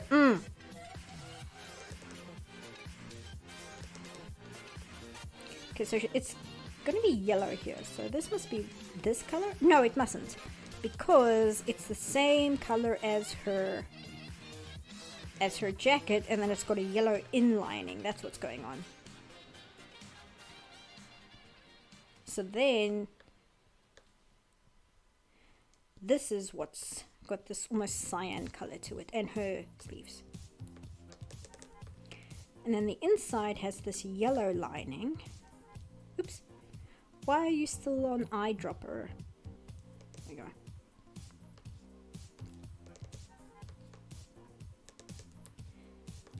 And her pants, in this scene at least, because now I'm second guessing whether on her mole sheet it's almost like a grayish black, and I wonder if it isn't actually that color in some scenes, and then it's just in this one where for some reason it's turquoise because she's wearing jeans here instead of leggings. Because like now I'm second guessing a lot of the aesthetic in the show. This show is gaslighting me. But that's not really the mark of a bad show. There is a scene in what's it called? Unicorn Warriors. There's a scene in Unicorn Warriors where you have the fox lady, and what drove me crazy when I was coloring that is the fox lady has shoes underneath her dress, right? Because she's got a big puffy Victorian dress, but she does have little shoes when the dress flies up in those action scenes. Now the thing is, the model sheet that we were given, they never gave a color for the shoes. So I actually asked, please advise what color to make the shoes. And they never got back to me. So I just kind of made the color based on the other trimmings of her dress. But the thing is, so did everybody else who was working on the show. So if you watch Unicorn Warriors, in one of the episodes where the fox lady is jumping around, every time you see her shoes, they're a different color. Because nobody supplied us with advice on what color to make her shoes. So my point is, so that's not even a thing where if a show has weird color discrepancies, it automatically means it's a bad, sloppy show. Because things like that do happen, where a character's model sheet, it just shows them in their standard standing pose. But then, like in that case, she's jumping around, so nobody thought to actually draw the details underneath her dress, because you don't really see those. And it resulted in her constantly changing what color her shoes are. I suppose because she's a kitsune, you can almost headcanon it away and be like, oh, well, she's a kitsune, so her clothing just keeps changing because, you know, she's a fox spirit. That's my excuse, at least. Not connecting. Then I can do that. Here we go. LED shoes canon, yes. The Victorian fox lady has LED shoes. For some reason. We don't know why. She just does. It's a feature, not a bug. It's interesting when things like that happen, because sometimes you'll get model sheets and they will actually... Oh, thank you. Who sent me the super chat? Oh, thank you, 11. CPuff, do you have an opinion on the animated movies by DK and Hugh Welshman, Loving Vincent, The Peasants? I still need to see Loving Vincent. I actually quite like the concept of Loving Vincent, because I don't know how much freaking time must have gone into making that movie. If you don't know what Loving Vincent is a rotoscoped movie. If you don't know what rotoscoping is, because I don't know how familiar people are with certain film things. Rotoscope is when you act out a movie in live action and then you draw over the live actors. Snow White in the original Walt Disney movie, it was rotoscoped except for her face. Wasn't really rotoscoped a lot. And the movie, the Ralph Bakshi Lord of the Rings movie was rotoscoped. Although, again, mostly bodies, not so much in the faces. So Loving Vincent is a rotoscoped movie. But then when they drew over the live action people, what they did was they did that with oil paints. So every single frame of that movie is done in oil paint. That is an insane amount of labor. It's not even just paint. It's already impressive when people do that with pencil. These people did it with oils. That is ridiculous. That is absolutely insane, the amount of work that must have gone into that film. It's almost like stop motion. Like, when I was in Vancouver, I attended a panel talk, but I guess making of Coraline, where they explained how they did a lot of the art in Coraline, because almost everything in that movie is actually stop motion. There's only one scene in the entire movie that uses CG, and it's with the fog, where the fog itself is CG, because they couldn't figure out how to do that with stop motion. But everything else in that movie is stop motion, including the fire in the fireplace and the water running down the window panes when it's raining. And I remember walking out of that panel and being like, why would anyone do that to themselves? That is such an insane amount of work. Now, Loving Vincent is kind of the same thing, where I'm like, good lord, that is an unprecedented amount of work that you've done, literally for no reason other than because it's art, you know, like for the love of art. That's the only reason they did it that way.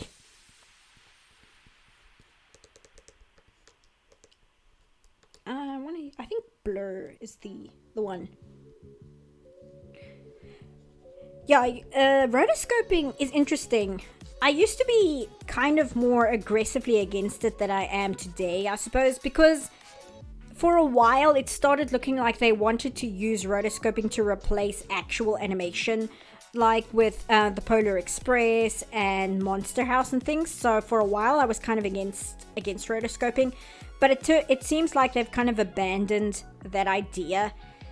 And I like rotoscoping. I feel it has its place in more traditional animation, like Cinderella and stuff. They used rotoscoping, even though a lot of the older animators hated using that they had to use rotoscope for that film.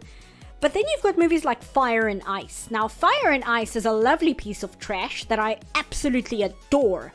It's a Ralph Bakshi movie where all the backgrounds in that film were hand-painted by Frank Frazetta. So Frank Frazetta did the character designs and he did all the backgrounds. But that movie is rotoscoped. And it is such a ridiculously awesome film. It is so stupid and I love it so much that... And that's the kind of movie where I'm like, it kind of looks extremely uncanny and not great being rotoscoped. But at the same time, that's partly why I love it. If it was a more traditionally animated fantasy film, it would have made it look better, but it would have taken a lot of the charm away. Because it looking terrible is kind of part of why I like it. And when I say it looks terrible, it looks good when you look at still frames. It's when you see it in motion that it looks very uncanny and strange. Motion capture? Yeah, rotoscope and motion capture. No, motion capture is CG. Rotoscope is when it's in 2D. But I tend to use the two kind of interchangeably when it comes to animated film. But it's the same concept. It's just that motion capture these days is mostly used for video games. Because it just allows you to capture movement faster than trying to hand animate it. And I mean, not every video game uses motion capture. But a lot of the ones going for a more realistic look use motion capture. And even when they use motion capture, the animators have to go in afterwards and clean up a lot of that motion capture, because otherwise you have things clipping through other things and looking kind of weird. So there's still animation work being done to it. But I don't mind as much when it's just for video games and stuff, because I feel that that's a kind of a functionality. It's done because if they don't, a video game would take 5 years longer to make, and they already cost so much money. So I accept that that's kind of why it's done. And I don't know, it doesn't really bother me. But for film, I feel like film, the act of filmmaking itself is the artistic experience. And I feel like it's like saying, I want to make an animated movie, but I don't want to do the animation part. And it's like, well, why do it then? Bakshi's Lord of the Rings will never not trip balls. If I recall correctly, most of the animators were quite inexperienced. Yeah, I can believe that. There is an old school YouTube series, which isn't on YouTube anymore, but it does still exist. I think it's up on the Internet Archive. I got a copy somehow, where they did a comedy dub of the Ralph Bakshi's Lord of the Rings. And even though it might not really be funny these days, it's one of those things where I saw it on the internet in like 2006 or 2007, and just certain quotes in that comedy dub just became part of my vocabulary. I'm still looking for a point in my videos where I can use the One Ring to Rule Them All trance mix that they have for that comedy dub, just because it's so stupid and funny. Have you seen Netflix Scott Pilgrim? I have not. I heard it's very good though. I've seen nothing but really positive feedback for it. And I will watch it. I really liked the Scott Pilgrim movie. I really love that film a lot. I don't like the comic as much. Mainly because I find Scott Pilgrim himself to be quite unlikable. However, I also understand that that's the point of the character. The character is meant to be kind of unlikable and a douche. But it doesn't change the fact that I find the character unlikable. I'm trying to decide what color to highlight her hair with. Because when I capture it with the eyedropper, it's actually blue. But I don't know whether highlighting it in blue is a good idea. I mean, this like teal color is okay, I suppose. What do you guys think? Also, Bakshi made a new short film here on YouTube. It's really trippy and borderline incomprehensible. Oh, so it's a Ralph Bakshi film, in other words. Ralph Bakshi is an interesting one. His films, oh, that's what I was going to say. Fire and Ice, I did mention it's a Ralph Bakshi film. It is the classic kind of Bakshi insanity, but that's also kind of why I like it. It's another one where he just kind of did something completely different to what everyone else was doing, and it made this insane movie that's like really dumb and really shameless in being like a dumb action film, a dumb fantasy film, and I really enjoy it because it's so stupid. In an interview, Michael Cera said he was doing an imitation of Homer Simpson. To me, that makes sense for Scott. Yeah, I can kind of see it. Sorry, my throat's giving out a little bit, so my voice may break and squeak a little bit. I guess this works, kind of. I'm still trying to figure out. I mean, I guess that works. I'm struggling. Maybe I must just bring down the saturation a bit. That's better. That's better, okay. But I'm still trying to figure out how I can give her some highlights. I mean, I guess that works. I can probably manually paint in some highlights as well, and then use the smudge, the blend tool, or the finger paint tool to mix them better. Now if I pull up the blend tool, bring it down to 40, and I can just, oh no, not the blend tool, this one. There we go, okay.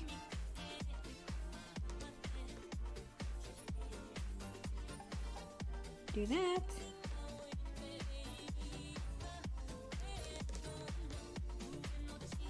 There we go. What else can we do? Oh, we can put some slight blush on her skin, because I like doing that. It just brings a little bit of life to a character's skin if you just really lightly add a little bit of pinkness to them. I think this might be a little bit too neon. I think... No, it's okay. I must just not press so hard.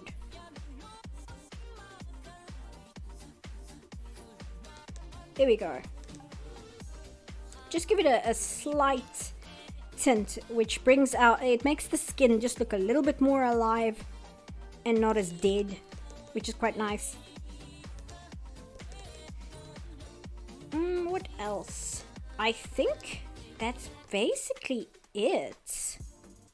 I'm still a little bit unhappy with her face, but I'm gonna have to leave it as is, because the only way to really quote-unquote fix it is to start from scratch, I feel. And obviously I don't want to do that on a stream tonight. So in this case, I think I will have to accept my losses and just take it as is. And the next time I draw her, I will just have to do it again and hope it comes out a little bit better than it did this time. Which, I mean, that's how it goes sometimes, right? Not every single drawing is going to be the most amazing thing you've ever drawn. And then, I mean, that's fine.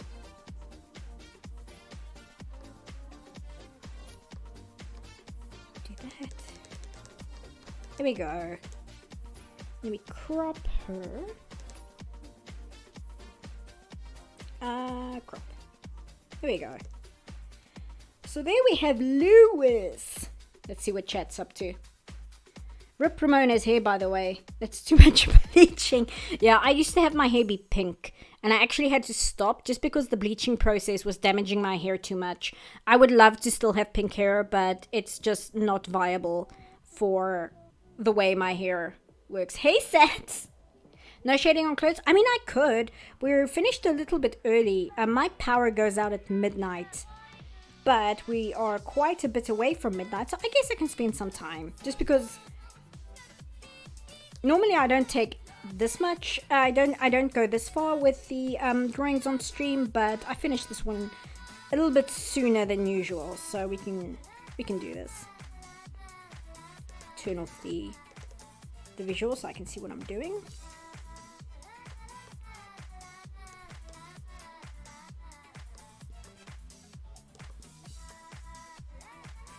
Do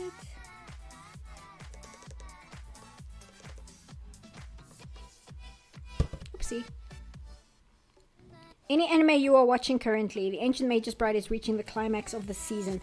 I want to get back to Ancient Magus Bride. I heard that the second season was a bit of a letdown because they went into the whole like magic school setting, which a lot of people were not happy with because that's not what they were watching the show for. They didn't want to watch Chise go to magic school. They wanted Chise to further build her relationship with her husband. So I heard that was quite disappointing. However, it's still got like a 7.8 on my anime list, which is a really good score. So it can't be that terrible. But the first season of Ancient Magus Bride has like an 8.3 or something like that. So it is apparently a bit of a downgrade. But I do want to get back to it. I watched it before, but I didn't get very far, so I just started again from the beginning. I'm watching Nana again, because I feel that's an anime I should have under my belt, because it is one of the very, very few josei animes that have ever been made, and it is considered to be the best josei anime, so I want to watch more of that. And I do like it so far. It's one of those anime where there's like 50 episodes. That's why I fell off. Just because it's not so much that I lost interest. It's just I started watching other things and then I didn't get back to it. So that's another one that I've been watching. What else? Did you ever notice that 90s Sailor Moon started to use purple for the highlights on Ray's hair ever since the second half of season 1? Sailor Moon's like coloring went through some weird changes, especially like season 1 had this pink filter on everything, and part of that was because they were still kind of using the art style they were using for Goldfish Panic. But then later on, I think around season 2, they stopped using so much pink in the show, which is a bit of a shame because it was a very unique art style and it gave the show a very unique look to it. However, perhaps they felt that it was starting to look a bit dated because the original Sailor Moon aired in 1992, and it could be that by 1993, 1994, they were feeling it was a little bit dated compared to what other anime were doing at the time, which is a shame because I quite like the pink look.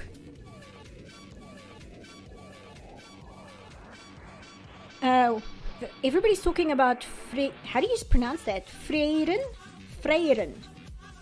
I'm seeing a lot of people in chat saying that is apparently an obligatory must-watch anime. So I will put that on my anime list. Let me do that now, because I will forget. So just give me a second. My anime list.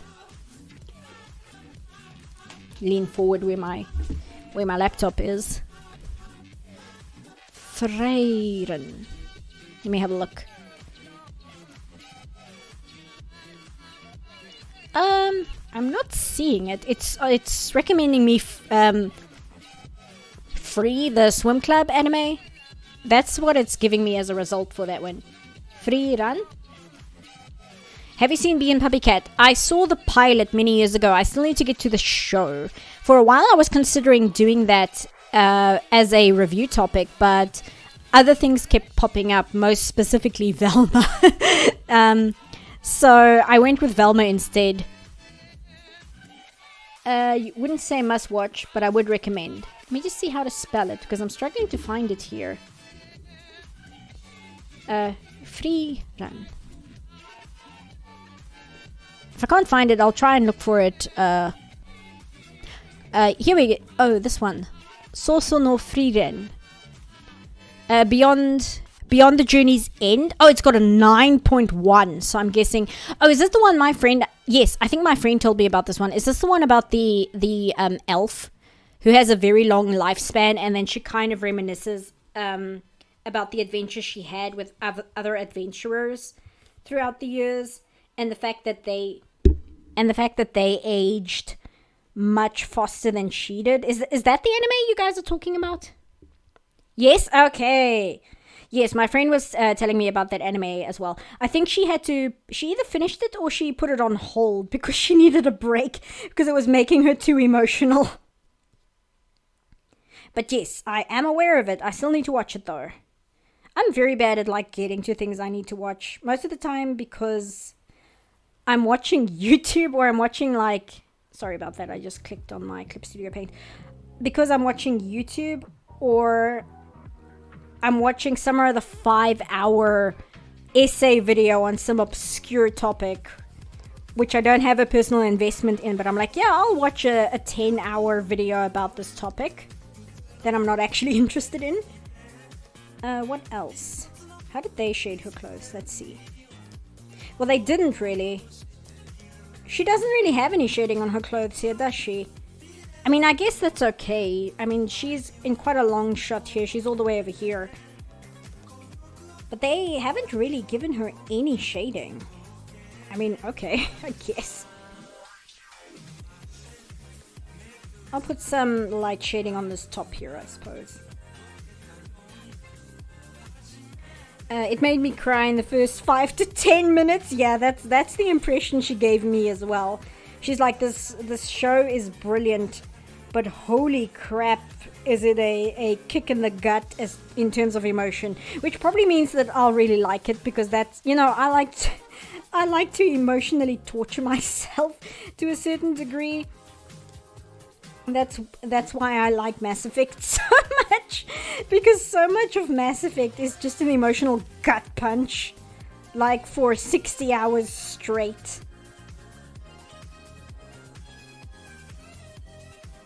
And what am I doing? No, I don't know what I'm doing here. Hold on. I'll just do that, it's fine. And I'll use this tool again.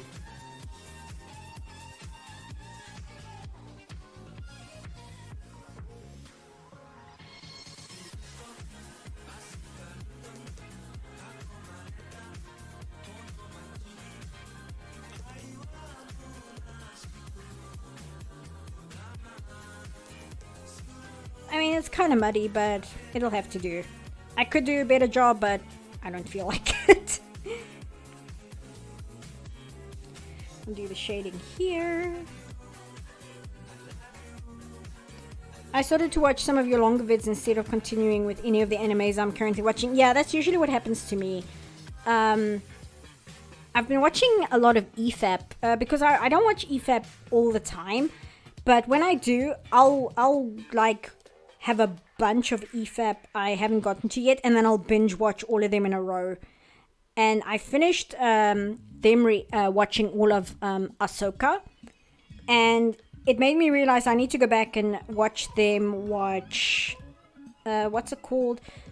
I guess The Mandalorian, even though I didn't really ever watch The Mandalorian show, but I'm pretty sure I can kind of keep up with what's going on, even though I didn't watch any of the previous seasons.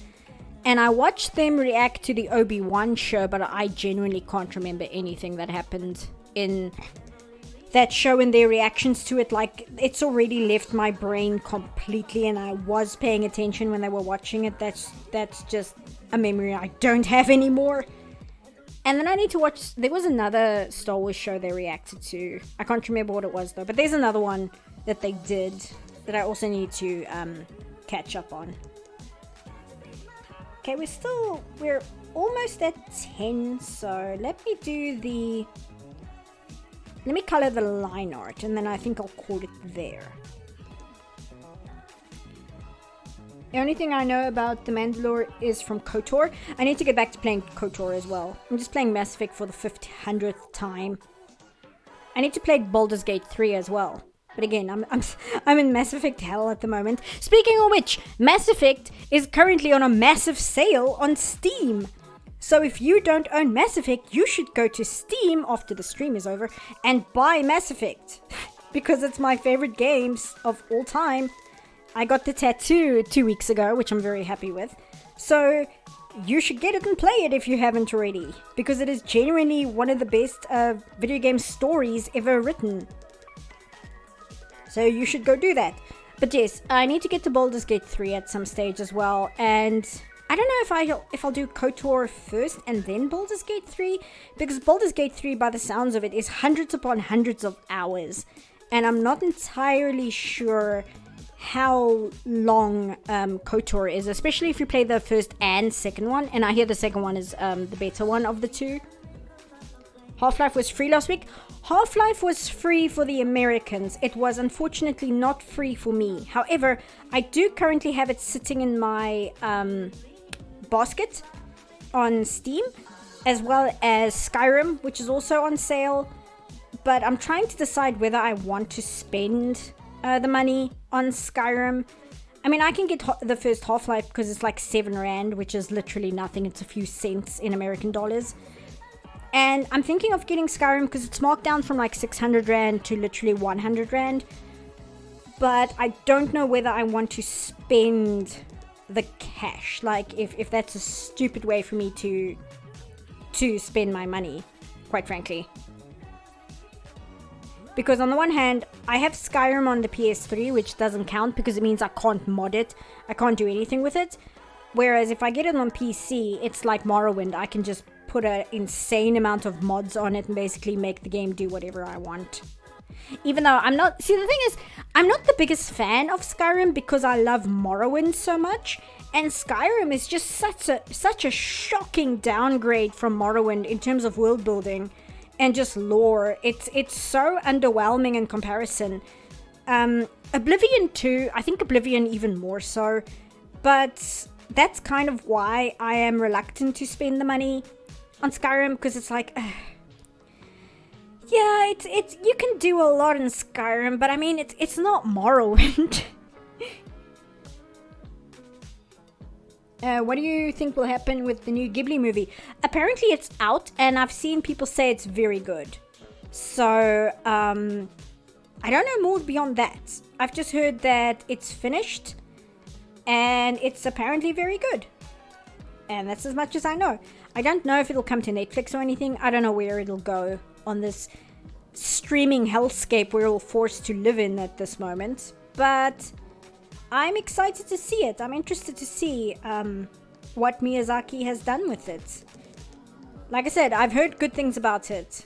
So that's a good sign at least. However, I am one of those weirdos where I don't really like Howl's Moving Castle. I don't like that movie. So people telling me that the Boy and His Heron is good is not a surefire it's not a surefire way to judge, like, oh, it means I'll like that movie, because everybody loves Howl's Moving Castle, and I don't like that movie. I've watched it at least 5 times, honestly trying to grow an attachment or a fondness for it. Like, I watched it multiple times, trying to form some kind of emotional conversation with the film, and it just I've had to come to the conclusion that unfortunately I just don't like that movie. For shame. Miyazaki's for real this time, the last movie. Yeah, I don't know, hey, because the man's getting up in years, but a movie takes a very long time to make, and ever since Condor's death in 1995 or 1996, Miyazaki has been more careful with not pushing himself in terms of health, you know, like absolutely sacrificing his health just to make a movie, which means he takes a lot longer to make movies now, because he is, to some extent at least, looking after his health. So with those two factors, I don't know how many more films he would be able to complete. Just for practical reasons, right? Miyazaki is going to keep on going until he dies at his desk. Pretty much. I don't doubt that, because I think he says he wants to retire, but I think he honestly tries to be retired, but then it drives him so crazy not to be working on something that he physically needs to be making films. And I mean, I get that to a certain extent, right? When I edit videos, I actually really enjoy editing videos a lot. I genuinely enjoy editing. However, it takes forever to edit videos. So I'll edit a video, and when I finish it, I'll be like, oh, thank goodness that's finished. I can stop editing. And then I'll take about a week's break, and then I'll start getting antsy because I wanna get back to editing. So I kind of understand why he fails to retire, because I'm sure he goes home and he starts doing things that he feels he never had time for because he's always working. But after a while, you just kind of start going insane and you feel you have to be doing the thing you've got a passion for. You can't just not do it, even if it does end up with you dying halfway through it. You need to be working on it, otherwise you're going to go insane.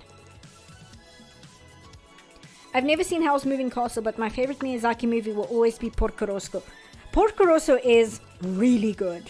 Laputa Castle in the Sky is my favorite unchallenged Miyazaki film, but if I were to disqualify Laputa, I've often wondered what other Ghibli movie would be my favorite if not Laputa, and I often fall onto Porco Rosso possibly being like my second favorite movie he's done. I know Princess Mononoke is probably the objectively better film, as is Spirited Away, but there's just something about Porco Rosso where there's something extremely touching about that film that I think that one would land as number 2 for me as well. If it wasn't for Laputa, where again, Laputa is so tailor-made exactly to my interests that it is absolutely impossible for me not to like that as like my favorite Miyazaki film. It just contains too much and too many things that I love outside of Miyazaki for me not to be insane about it. Is anyone else somehow seeing ads occur in the live stream? Oh yeah, YouTube has a new thing now where they started putting ads in the middle of live streams. That's like a new thing because, you know, Google. That's just how Daddy G works, which is nice. I mean, I do get paid for it, so I won't complain too much. But at the same time, I do understand that it's a little annoying, you know? It's like, okay, fine. I'll get paid, which is nice, but at the same time, it's like, sorry about that, guys. It's how the platforms change. It's a change the platforms made, you know? Seapuff, are you aware with what is happening with Studio Mappa? I'm not aware of anything happening with Studio Mappa. Is there like drama or something going down? I'm aware of the studio. I can't place in my head what they've made in at this moment in time, but I do know of them. And I know they're quite an established studio. I mean, they're not Toei or Trigger, but I do know of them. Let's see, I think that's everything. We can also, you know what we can also do? We can do this. Connected. Close gap. We can make something under her. We can do this. Oops, no. Opposite of that, thank you. Then we can just fill in, putting a mask under her, it just kind of gets rid of any like major holes in the fill. I kind of wish, like, I use TV Paint for my actual job, right? And TV Paint has a lot of tools that I kind of wish Clip Studio Paint has, just because they're so useful. And it's one of those things, once you've used those tools, it's very hard to not have those tools in other programs, just because you're like, if only I had my Paint Behind tool, because it's like the greatest thing ever, and I really miss having it at my disposal. I saw Laputa once, and I loved it solely for the badass pirate granny. She's like one of the best characters in the whole movie. She might actually be the best character, even though she's not a main character. And like, Sheeta is really cool, and I really like Pazu. Like, Pazu is really cool as well. But the pirate granny is, I mean, she's just such an awesome character. And I love that she was introduced as a villain. Like, she's a bad guy that you're supposed to get away from, but then due to circumstances, she becomes like one of the good guys without changing morality, without becoming like a good person. It's just that the loyalties in the movie change because of what's going on. And then she becomes an ally, but she doesn't actually become a better person or stop being a pirate or any of that. There we go. Do you like Hotel Transylvania? I've only seen the first one and I do really, really like it. I genuinely think it's a good movie. Its tone is a little bit strange here and there. It goes a little bit serious for the tone it's setting. However, that's not always a bad thing. And I think it almost works in Hotel Transylvania. I need to rewatch it. But I remember being quite a fan of that. Even though it's a little bit strange in its tone. Not foreground. I want the foreground to background. I want foreground to transparent. Here we go, gradient erase. I think it's this one. I think.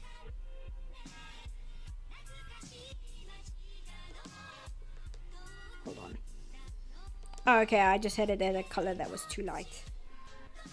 No, I did not. That's very strange. What's going on with this? Let me just change this quickly. Actually, you know what? This is going to take too long to fix up. I'll just use the airbrush tool.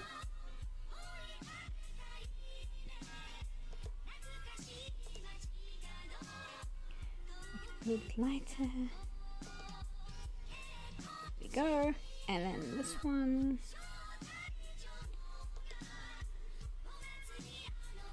And then bring down just a little bit to about 40. There we go. Yes. What else? Oh, you know what? I want to color this shadow I drew under her chin because now it's a little bit too much.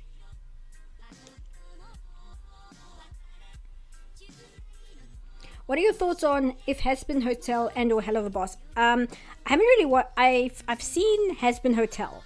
I haven't really watched Hell of a Boss. From what my friend tells me, Hell of a Boss is a little bit more coherent. It's put together a little bit better than Has-Been Hotel, but apparently both of them have issues. I did think that because of the kind of content I cover on my channel, that since apparently Has-Been Hotel is getting picked up by Amazon or something and becoming like a professionally made cartoon, there is a good chance I will have to cover it because I think it's the kind of show that would do well for my channel. It's the kind of content that my channel would kind of focus on in terms of animation, right? Even though I do cover other things, like I talk about Utena, I talked about my favorite anime, but in terms of the kind of shows I've been covering, I feel Has-Been Hotel kind of falls in quite nicely there. And also, regardless of how I feel about watching it, whether I like it or not, because I don't know, I haven't seen the series that isn't out yet, I still think there is an interesting discussion that can be had there for indie animation and the course of indie animation and the fact that it's an indie animated project that is now being turned into a commercial animated series. So I think there are interesting things that can be said about it. So I wasn't super into Has-Been Hotel, but not for reasons like, oh, it's badly made or whatever. It was just things like I felt that the fact that every single character is designed by somebody who is designing a character, if that makes sense, it means that the main characters kind of get lost among the background characters because the background characters are designed to be just as colorful and detailed as the main characters. So as a result, the main characters don't really stand out the way they're supposed to. So that was a major problem of mine in the show. It became very visually confusing to keep up with which characters are our main characters and which characters are background characters visually. You know, like story-wise, obviously you can keep up with who is who, but when it's a scene with a lot of characters in it, it becomes visually confusing as to who are we supposed to be focusing on, because everybody here is designed with the same level of detail. So that was a major problem for me in Has-Been Hotel. I felt some of the jokes landed in Has-Been Hotel, some of them didn't land, but I also understand that I'm not like the target audience for Has-Been Hotel, because I feel the target audience for Has-Been Hotel are kind of like the kids who watched Invader Zim when that was originally airing, you know, like the 14 Hot Topic crowd. I feel like that's who the Has Been Hotel audience is, even though Has Been Hotel really asserts that, oh no, it's an adult animation. I'm like, no dude, this show is 1000% made for 14-year-olds. I'm sorry. I don't care how much you assert that it's an adult show. It's not. Nothing about this show is designed in a way that is marketed towards an adult crowd. You know, you can put as many like sex jokes and drug jokes as you want. In fact, doing so just kind of reaffirms how much it's for a younger crowd. Which isn't a bad thing. It's not bad at all. It's just funny to me because there's such a what's the word? Who the show creator thinks the show is for and who the show is actually for are two different demographics, and that's why it's funny to me. And it's like, dude, it's fine. It's very obviously for like that kind of audience member, and that's great because that type of audience member is completely starved of content at the moment. Nobody is giving them like Invader Zim, you know, like that slightly edgy cartoon which maybe should have aired on Adult Swim instead of regular Nickelodeon. There aren't a lot of shows like that as major shows at the moment, so it's great that there's a show for that demographic. It's just that it's fine to understand that that is the demographic that it's going to find the most success with. You don't need to try and force it. How do I put it? The way you have written the show, which is the way she what's her name? Vizzy Pop. It's the way Vizzy Pop wrote that show. She wrote that show the way she wanted the show to be. She wrote the show to look the way it looks and to have the kind of jokes it has and to have the kind of story it has, because that is the story she wanted to tell. And that is great because it's an indie project. You can make whatever you want, however you want. It's just that the way it's written, it appeals most to 14-year-olds. You know, the edgy Hot Topic 14, Morgoth kind of kid. And that's fine. But I feel like the creator might be a little resentful that that is who her main audience has become. And it's like she's reluctant to accept that it is Vivzy Pop. Okay. It's like she's almost a little reluctant to accept that that is who has embraced the show the most. And it doesn't mean she has to change anything about the show so that it appeals to that demographic more, because then you're being insincere, right? Then you are trying to manufacture the show to appeal to a certain kind of audience, and you're like, am I doing it right, guys? Am I doing it correct? This is what you want, right? This is what you want me to do, right? And the second you do that, it can work, but the audience is very good at sniffing out insincerity. Audiences as a whole are very good at noticing when something is fake. So I don't think she needs to change anything. I just think she needs to accept that that is who the primary audience is for that show, you know, and that's okay. It's fine. She's a huge fan of Jonan Vasquez stuff like Squee, Johnny the Homicidal Maniac, stuff like that. Yeah, Johnny the Homicidal... Jeez, I'm tripping over my words. Johnny the Homicidal Maniac... it's very edgy, but I almost feel like that is less for like 14-year-old Hot Topic kids, even though that's also who mostly liked that comic. But that is so Lovecraftian in what the story is about.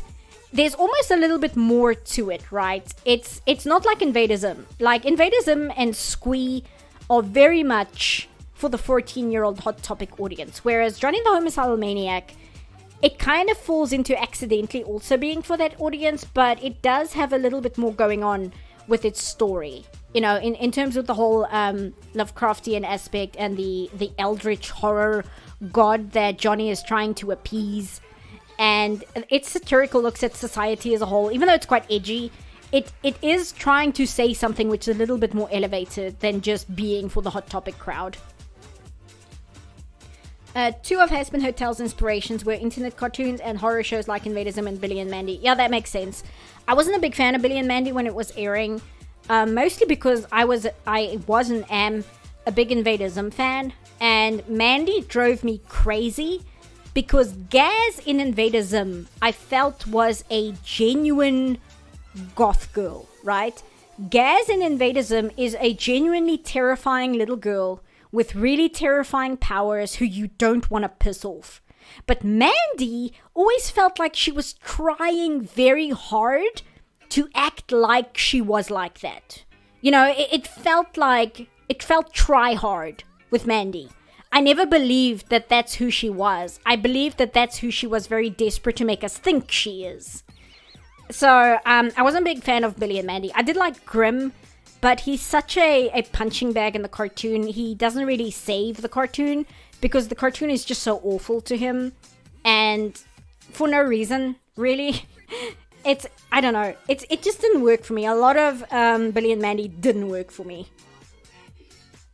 It's kind of funny in a way. Joan and Vasquez felt horror that kids were reading Johnny the Homicidal Maniac. Yeah, I mean, I read Johnny the Homicidal Maniac when I was 16 or 17 when I read that, which is basically, yeah, that's kind of the audience for it. Then you have Courage the Cowardly Dog or Samurai Jack, which are in theory for kids, but sometimes you have to wonder, yeah, Courage the Cowardly Dog is very much for kids. It just has that very weird tone to it. So I think that one still kind of counts for kids. Samurai Jack is a different kettle of fish. Samurai Jack, it's for kids, but it's almost too artistic to be for kids. You know what I mean? And yet, like, I remember watching it as a kid and absolutely adoring it. So there's also the argument, right? It's a super artistic show, so it can't be for kids. That's almost saying, and this is me criticizing myself, by the way, it's almost like saying, oh, kids don't deserve artistic shows, or if a show is too good, it can't be for kids because kids shows are crappy. You know, like, maybe that's wrong for me to be like, oh, it's too artistic to be a kid's show. But Samurai Jack, that is... It's kind of a miracle of a show that is a show that exists. That is a show that not only came out, it's a show that managed to survive for 4 seasons. And I know there's like a newer season, I haven't seen it yet. I hear it's not great. Apparently people have some complaints about it. But the fact that it existed for 4 seasons, which is about the average lifespan of a TV show, when TV was the main form of entertainment, 4 seasons was about the lifespan of a cartoon. Like, that's insane. It's just crazy that was a cartoon that existed that we could watch. Absolutely crazy. Johnny Bravo is a show I didn't like, but now I get the jokes. Johnny Bravo is great. Johnny Bravo is so good. Even as a kid, I think that one was quite influential in my sense of humor. Because again, a lot of it is so stupid.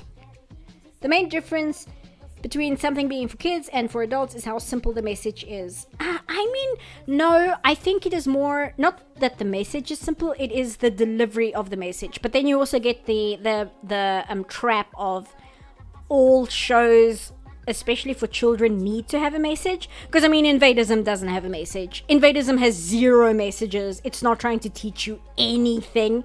All it wants to do is be funny. That is its only concern. And Coraline doesn't have a message. Like, Coraline isn't trying to teach you a morality tale. It exists to be an interesting piece of art. It exists to be a horror product that children can absorb without being traumatized. So the concept of children's media needing to have a message is also kind of false. Is the power of friendship a message for kids? I don't know. I'm such a sucker for power of friendship stories. You can have a power of friendship story in like an adult piece of content and I'll eat it up. Like, that's the reason why Guardians of the Galaxy is like my favorite thing Marvel has ever done, is because literally all 3 films, apart from all the other things they're like, at the end of the day, they're about the power of friendship. Like, every single one of them, especially the 3rd one. I would like to see Del Toro's Hobbit though. That would be cool. I would imagine Del Toro would do The Hobbit the way the Rankin and Bass version of The Hobbit is, which is a very strange little movie, but it's very interesting. Like, I would imagine that's kind of what Del Toro would do. for a Hobbit movie would be something like the Rankin and Bass version. It's all about digestible delivery. Yeah, I think that's a good way to put it, yeah. Only in magical girl shows it gets done with power of friendship. Nah, I disagree. Because again, the Guardians of the Galaxy, a lot of that series is about the power of friendship. I think people have tricked us into thinking found family is something else, when found family at the end of the day is power of friendship. Let's face it, that's literally what found family is. And we all love found family, but we pretend it's not power of friendship when no, it is. It is 100% the power of friendship. Not even shonen get it right from time to time. Yeah. The Virgin Hartman versus the Chad Tartakovsky. That's true. However, my friend feels that Butch Hartman does an extremely valuable service to artists, because Butch Hartman charges $200 for his art commissions. And if Butch Hartman can charge $200 for his art commissions, then we as artists should not feel bad for asking what we do for our commission prices. So Butch Hartman is an invaluable member of society for that reason alone. I'm going to turn my tablet off, so you're going to hear it beep in a second. And because I think I'm done here, there's not much else I can do with this, but I'm going to hang out and chat a little bit more. So this is my computer, it's not yours. Okay, cool. We put it aside, so it's not burning a hole in my lap anymore, because it's summer here now, so it's gotten quite warmer than usual. Or imagine if we'd gotten Brad Bird's version of The Spirit. Would there have been a message? Probably not. Would it have been a deal breaker? No. Man, Brad Bird doing The Spirit would have been amazing. Ah, it would have been so good. Let's move forward a little bit. He makes your prices look cheap in comparison. Exactly. And it's like, dude, if Butch Hartman can charge $200 for what he charges, then nothing that small artists charge can be considered too high a price. Sorry, I need to... Actually, let me grab some water.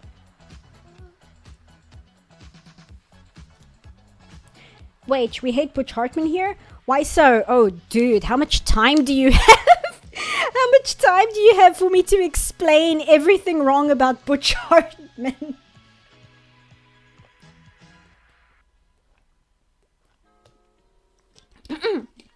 I'm pretty sure there's like documentaries on YouTube that are like several hours long explaining why Butch Hartman is like a really terrible person.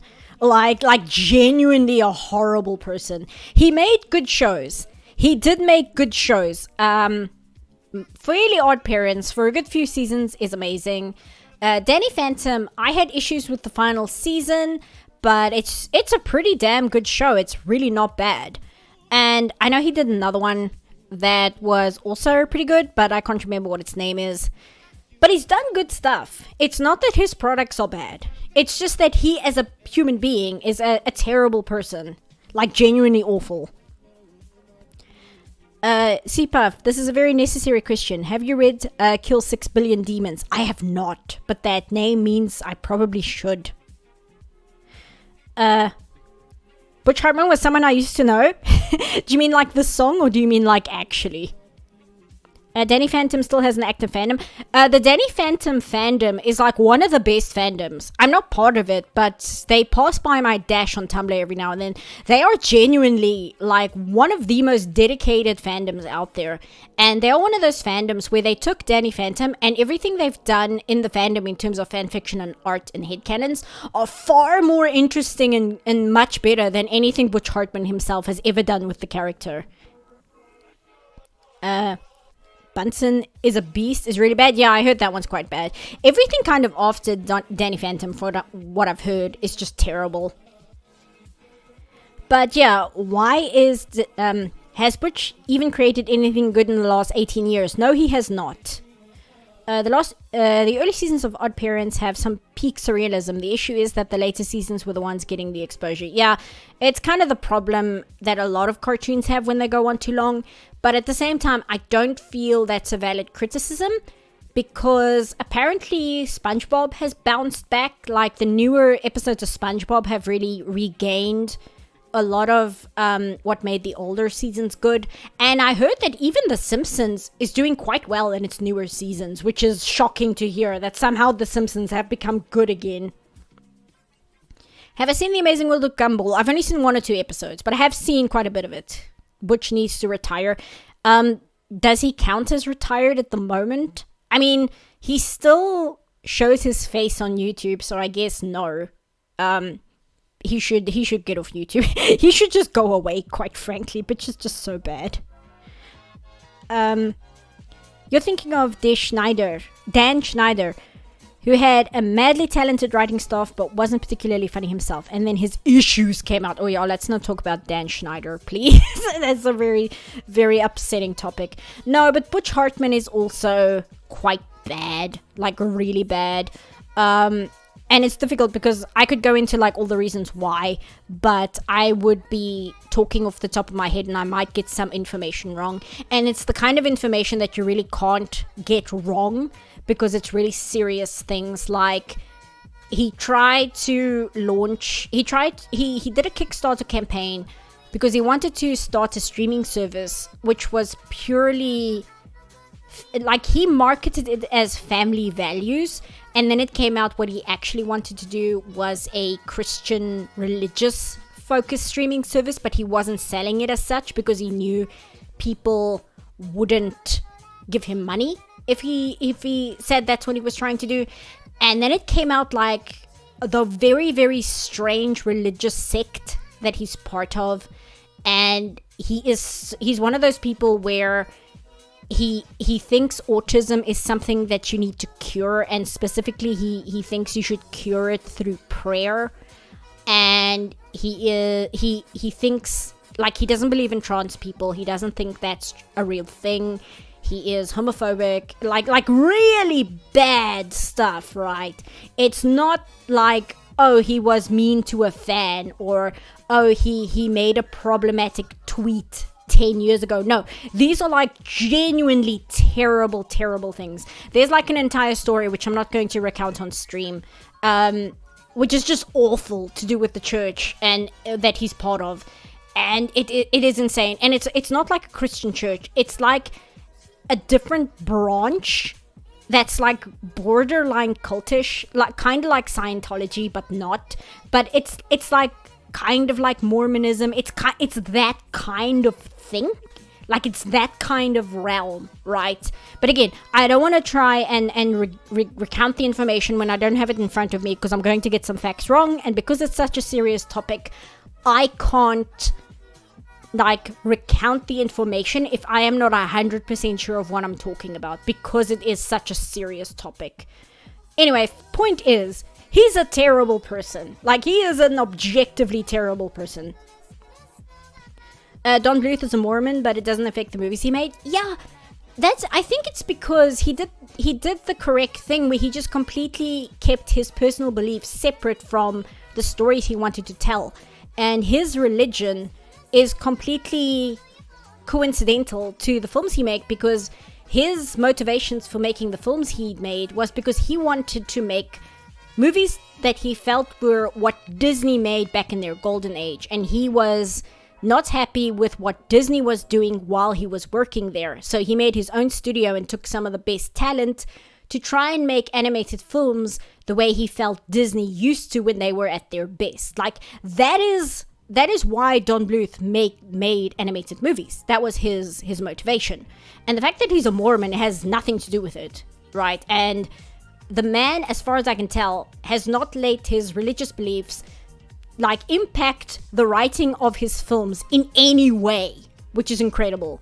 Because like The Swan Princess is also a Mormon made film. The first Swan Princess manages to stay away from having any religious undertones, but then you look at the sequels of The Swan Princess and they get more and more preachy, specifically of Mormonism, and it gets like really uncomfortable. I watched a girl who herself is Christian.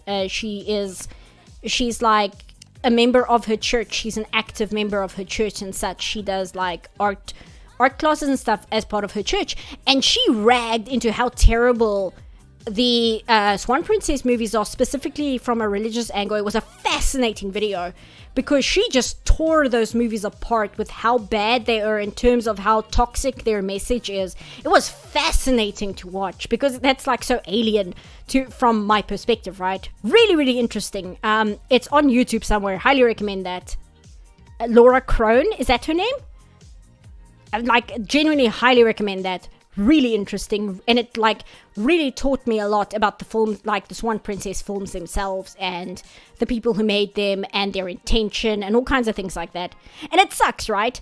It sucks because it's like me. I was looking up some of the kids music video that I used to watch when I was really, really small, and then it turns out it was a video made by this group called The Family, which, if you know what that is, it's a really awful cult.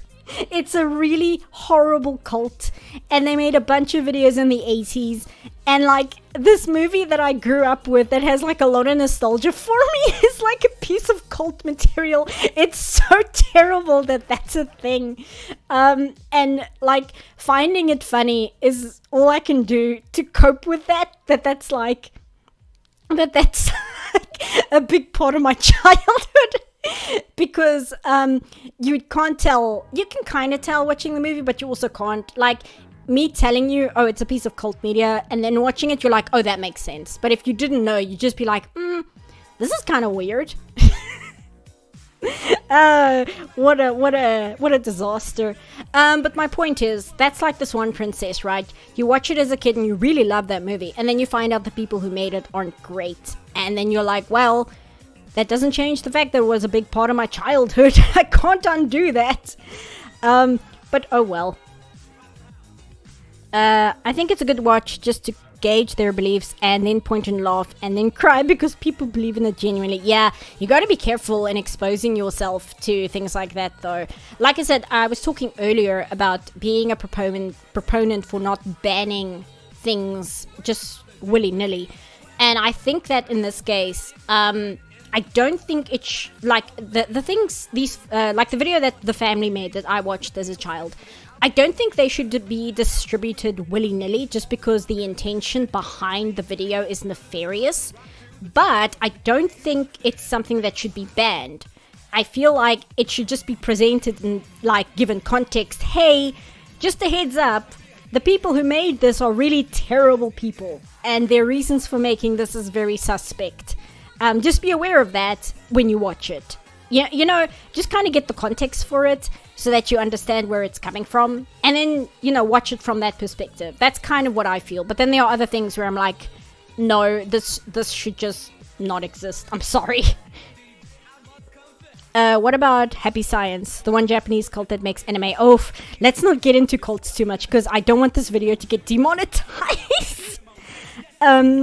But yeah, but that's my general opinion when it comes to that kind of content. Is I feel that it should be contextualized and great care should be taken that it is not distributed easily, like me watching it as a child, right? It didn't do what it was intending to do to me as a child, because I got really wrapped up in the characters. I didn't even realize it was religious as a child, which just goes to show they didn't really know what they were doing when they made that video, because child me, who was the target audience, didn't understand the message.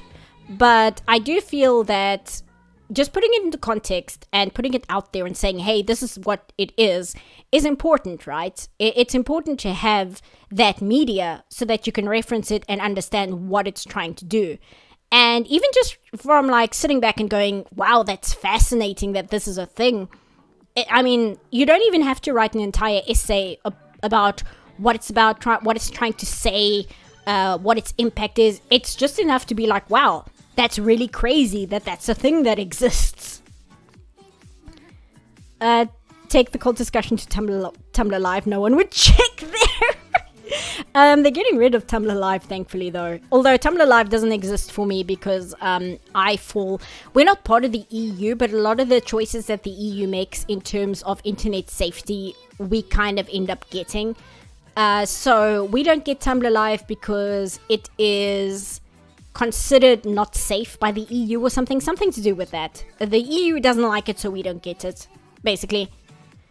It's similar to the way critics still lionize W.D. Griffith, looking at the context but then giving it a shrug and saying, technique makes up for it. To which I say no. That's a difficult discussion. I have not seen Triumph of the Will. I want to at some point, not because I want to consume it as a movie, but because I want to watch it to understand the conversation around it, if that makes sense. Like, I can understand what the discussion around it is, but I feel that I should sit down and watch the movie to fully understand what is being talked about, right? But I just haven't yet because I do need to be like in a certain mind frame to be able to watch that movie, just because it is really disgusting in parts of the message it's sending. But I do feel that it's important for that movie to be accessible so that we can have these kinds of discussions about why this movie exists, why the movie is the way it is. Did you say Griffith? No, D.W. Griffith. Different Griffith.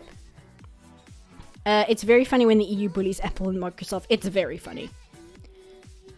But yeah, so like Triumph. No, I'm saying Triumph of the Will. Sorry, Triumph of the Will is the other movie. What did D.W. Griffith make? He made the other one. I know what it is. I just don't know what the title is.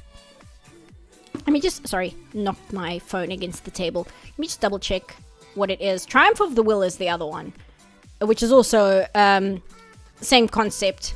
Terrible message. Interesting as a piece of media that exists and should not be destroyed because it is important to look at so that we can have discussions. Oh, Birth of a Nation. That was it. Thank you. Birth of a Nation. Thanks, guys. Yeah. Triumph of the Will is the other one. That's let me put it this way. Triumph of the Will is the German one. But same concept as Birth of a Nation. It exists for disgusting reasons.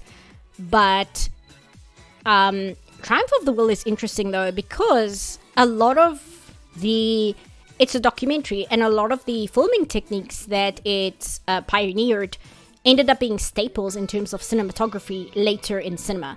So like there's that whole discussion as well. Like the entire discussion of cinematography and what that movie contributed to making movies on a mechanical level. That's like an entire different discussion. History should never be obfuscated, else we are doomed to repeat it. Yeah, that's kind of it. And also it gets ridiculous, right? What was I watching? I can't remember, but I was thinking about the Pinky and the Brain episode where they were teaching children, essentially, even though Pinky and the Brain, its target demographic is very strange. I want to talk about it at some point in a video just because Pinky and the Brain is like one of the weirdest cartoons to ever exist. Pinky and the Brain had an entire episode talking about smoking, and the episode wasn't just an episode talking about, oh, smoking is bad, which it was, but it was also specifically criticizing the Camel brand of cigarettes, which at the time was actively marketing themselves to children with its mascot character. Like, that is a thing that the Camel smoking cigarette brand was doing.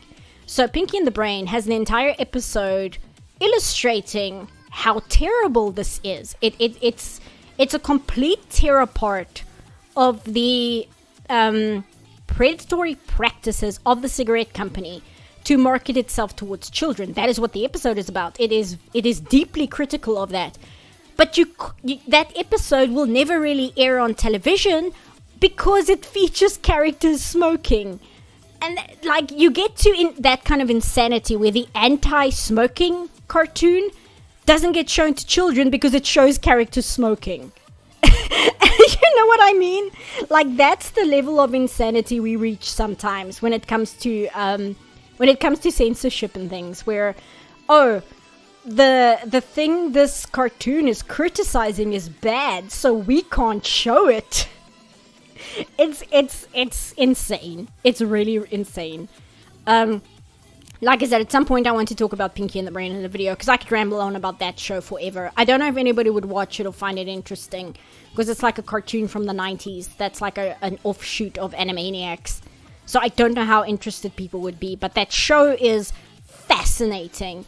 As soon as you get past the first season, it's still kind of living in Animaniacs' shadow, where it's kind of still doing the same thing that Animaniacs was doing. But then as soon as you get to season 2, that show becomes an extremely strange cartoon, because it goes to really dark and interesting places that I don't remember being aware of as a child. I watch it now, and I cannot believe some of the subjects that show brings up, and like some of the things it just nonchalantly mentions and shows and talks about and makes an entire topic of an episode. And I'm like, how was this marketed as a children's cartoon? Because it's ridiculous, some of it. It's a fascinating cartoon. It's really fascinating. And then in its final season, it goes off the wall because it becomes completely meta and criticizing the animation industry as a whole, and like the film studio business, the way Hollywood runs business. It becomes completely critical of the entire Hollywood structure in its final season. It is so weird. It is such a weird show if you watch it as an adult. And you're like, I don't remember this show being this. I remember this being a completely different show as a child. And it is insane to me that it's almost like you watch it as a child and then you rewatch it as an adult. And it's as if it's a completely different show that you weren't even aware of. It's not even things going over your head. It's like a completely different show. How exactly did Wish end up so bland? It's a movie that is supposed to celebrate 100 years of Disney, and this is the end result. How strange. The trailer looks like a parody Disney movie. I need to watch that. I've been seeing not great reviews of it. I know that I can't pronounce his name. The cartoon YouTuber who really likes the crab in Moana, that guy. What's his name? It's here we go, James, but his name is, what is this? Shafrilas? Is that how you pronounce it? I saw that he gave it like 2 out of 5 stars, which is not good. Shafrilas, yeah, him. You guys knew who I was talking about, at least. He gave it like 2 out of 5, I see, which is not great. His review says, I will forget everything about this movie tomorrow. That is his film review about the film, and yeah, that's about what I expect from modern Disney. I'll give it a watch and see what I think of it. Hey, Sipa, found your channel a few months ago from your High Guardian Spice long form video. Keep up the amazing work. Thank you. The Superman video will be up for patrons next week because I only have about 10 minutes to edit still. And after that, it'll be going public. And I really hope people like it because it's a lot to discuss. But I feel like my channel, even though I'm getting a good amount of subs, I'm still a very small channel. But I just hope that I can continue to deliver subject matter that people actually find interesting, right? And I know people will be like, oh, we do find it interesting, you know, but there is a certain amount of traffic that a video should have on YouTube to be healthy. And I just hope that I can continue making topics which are interesting, and that's why people watch, and not so much because it's like a viral topic. I do understand that some of that has to do with why those videos were successful, but I do hope that I can build the channel to a level where I can talk about other things, and I can still get a decent amount of viewership based on my reputation, rather than just it being a topic that is hotly discussed at the moment, right? Can we at least get Renaissance video for Disney? I really want to get back to that. I think after I do this this part of Superman, I think I'll do the Disney one next. Because then I'll also stop myself from burning out on Superman, right? And I'm hoping the next Superman video won't be friggin' 90 minutes. A lot of that is because I had to introduce my thoughts on Superman as a character and what I think about the franchise, for lack of a better term, and how I feel the characters are written in a general sense, and my feelings about Frank Miller and my feelings about Jack Snyder and all of that. Like a lot, chunk of the beginning of the video is me setting the stage. So I'm hoping part 2 won't be as long because I won't need to do that. I can just talk about the episodes.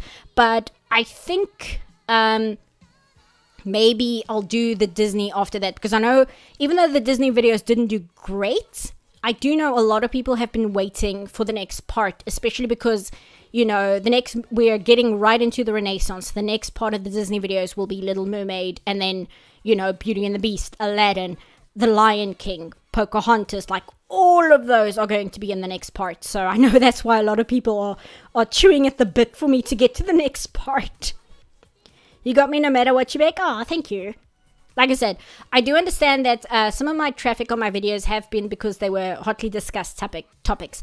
But I do hope that in time I can build an audience where it won't be so much of a gamble whether I'll get good views on a video, you know? And I do understand it's always a little bit of a gamble. You can't 100% guarantee an audience on YouTube. But I do feel that I hope to get my channel to have a bit of a reputation so that people will watch because they know it will be interesting even if it's not a viral topic. The longer a SEPA video, the better. Well, this one's really long. So I hope you guys enjoy it, but it'll be good background noise if nothing else, right? I was watching, don't judge me, I was watching Cecil McFly's video, her new part on Onion Boy, and she says at the start of her video, put me on in the background, it's good background noise for when you're working. And I felt very called out because that's exactly what I do with like long form videos. I have them on while I'm working. So I feel it's nice to kind of make content like that myself. Because I sometimes worry people think I'm making long videos because I'm trying to copy someone. Like, because I enjoy EFAP and such, I'm worried people will think I'm making longer videos because I'm trying to be like EFAP or whatever. When it's like, no, I just don't know how to shut up. It's a problem. I'm not copying anyone. I just can't keep quiet. When you're going to make your first 5-hour video, I would die editing it. That's why I cut up High Guardian Spice and Velma into parts, because I could tell doing it all in one video, I would actively die editing it. It would just not be possible, especially with my ADHD. Like, I would get an hour in and I would be like, I can't do this anymore. Do you think you might talk about some of Disney's TV shows? They had some groundbreaking stuff, especially Gargoyles. Gargoyles might be worth talking about. There's some very good Disney cartoon stuff out there. I would just have to think about an angle I would like to take it in, right? Rather than just picking something out of a hat and saying, let's talk about this. I like approaching videos with a kind of discussion topic. Like with Velma, my discussion topic was, why is this show so bad, right? Because again, I felt people were getting distracted by race swapping and things like that. And to me, those aren't things that make a show bad, right? That's not why the show is bad. So my angle with Velma is, why is this show so hated? And my angle with High Guardian Spice was similar. Is like, yes, this show is bad, but everybody is so distracted by the LGBTQ stuff. Nobody is really discussing why the show is the way it is, like what makes the show bad. So if I discuss a Disney cartoon, I would have to discuss it for like an interesting reason. And if I were just to think off the top of my head, like Gargoyles, it might be like, why did Disney make a dark cartoon? And the short answer is because they wanted a Batman. They wanted a show like Batman the Animated Series because it was super popular. So they made Gargoyles. That's why Gargoyles exists. But I think like that is an angle that I can take and spin into an interesting theme for the video. In terms of making darker shows for children, like that was the goal. That was the intention, whereas that's not really something we have anymore, where things are a lot more sanitized these days when it comes to children's media, where people don't go out of their way specifically to make a show for children that is dark. Like, that is not an intention we see very often these days. Have I watched Haley's on It? I have not. I've been watching Superman. I say that, but the thing is, I've been watching Superman, but then My Adventures with Superman, and that means that I've also been watching episodes of Justice League Unlimited. I've been watching episodes of Superman the Animated Series from 1996. I've been watching certain movies. I've been watching Kamen Rider Kuga. Kamen Rider Kuga, I have been watching because I am making a video about my adventures with Superman. I don't even mention Kamen Rider Kuga in the video. I am watching that show because I am trying to get context of how to do a superhero TV show in a way that is completely different, so that I can see and understand different angles of doing this topic, right? So that I don't get tunnel vision about this is the way you make this kind of show. So even though I don't mention Kamen Rider Kuga in the video at all, I'm watching it. That is an entire show I'm watching so that I can have perspective when I'm talking about my adventures with Superman.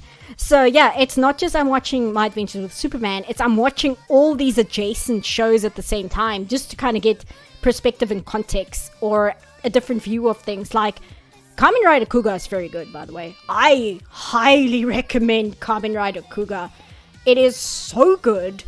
It is really compelling. And my exposure to Tokusatsu shows is very limited, right? I was mainly aware of Super Sentai, which is like Power Rangers. Kamen Rider is not like Power Rangers at all. Kamen Rider, from what I've seen, so much of Kamen Rider Kuga is about police procedural stuff. We spend so much time in the police station following the detective around. And what's interesting, and I found immediately interesting about Kamen Rider Kuga, is when he gets his powers, the very first time he changes from a civilian into what is essentially a superhero, he does it in front of his girlfriend. She is the first person to know who he is. So that was interesting compared to Superman. And the other thing is, the detective who's like a secondary main character, he sees Kuga rescue him from one of the bad guys. And the Kamen Rider Kuga does something that makes him think it's a guy who he met the day previously. So he goes to the guy and he goes, hey, I ran into this weird, bizarre man who saved me from a monster. And the main character literally goes, oh yeah, that was me. So there's like zero attempt to have a secret identity whatsoever until the police give him a reason to keep his identity secret, which is they don't see a distinction between the monsters attacking civilians and Kamen Rider Kuga. They just see him as one of these monsters. So the police have orders to shoot to kill, right? When they spot these monsters, shoot to kill. And the detective, who is trying to convince them that no, that one is on our side, they won't listen to him without proof. You know, you can't say to the other cops, no, trust me, bro, that one is on our side. So they're like, okay, well, we can't trust you. So unfortunately, we have to keep to the rule of shoot to kill. And if we accidentally shoot someone that's on the good side of us, unfortunately, that's just, this is the information we have to go on. And you don't give us enough reason to believe that this good guy is a good guy. So now the detective is forced into a position of he can't reveal the person's secret identity. So then he goes to that person and goes, hey, you might want to stop telling people that you're a superhero because the police are trying to shoot you. So it's extraordinarily interesting to watch it while I'm watching My Adventures with Superman, where the concept of Superman having a secret identity is so ingrained in our Western idea of superheroes that we don't even really question why he's keeping his identity a secret. We just take it for granted that that's what he's doing. So I'm watching Kamen Rider Kuga, and it's giving me a very fascinating look into a similar idea done in a completely different way. The love interest knows the secret identity immediately. Yeah, she's the first person who knows. Like, literally, he doesn't even know what he's doing. He starts transforming, and she's right there. He literally does it because he's trying to protect her from one of the monsters attacking them. It's really interesting. I love how the secret identity has a very clear reason to exist. That's the thing. It's not even, oh no, they'll go after my loved ones, you know, which is a fair reason. But there's none of that. There was no reason to keep it secret until there was. Like, there was an active story reason why the identity suddenly had to start becoming a secret, because that was not the intention originally. Originally, the characters are just like, wow, this is a weird thing that's going on.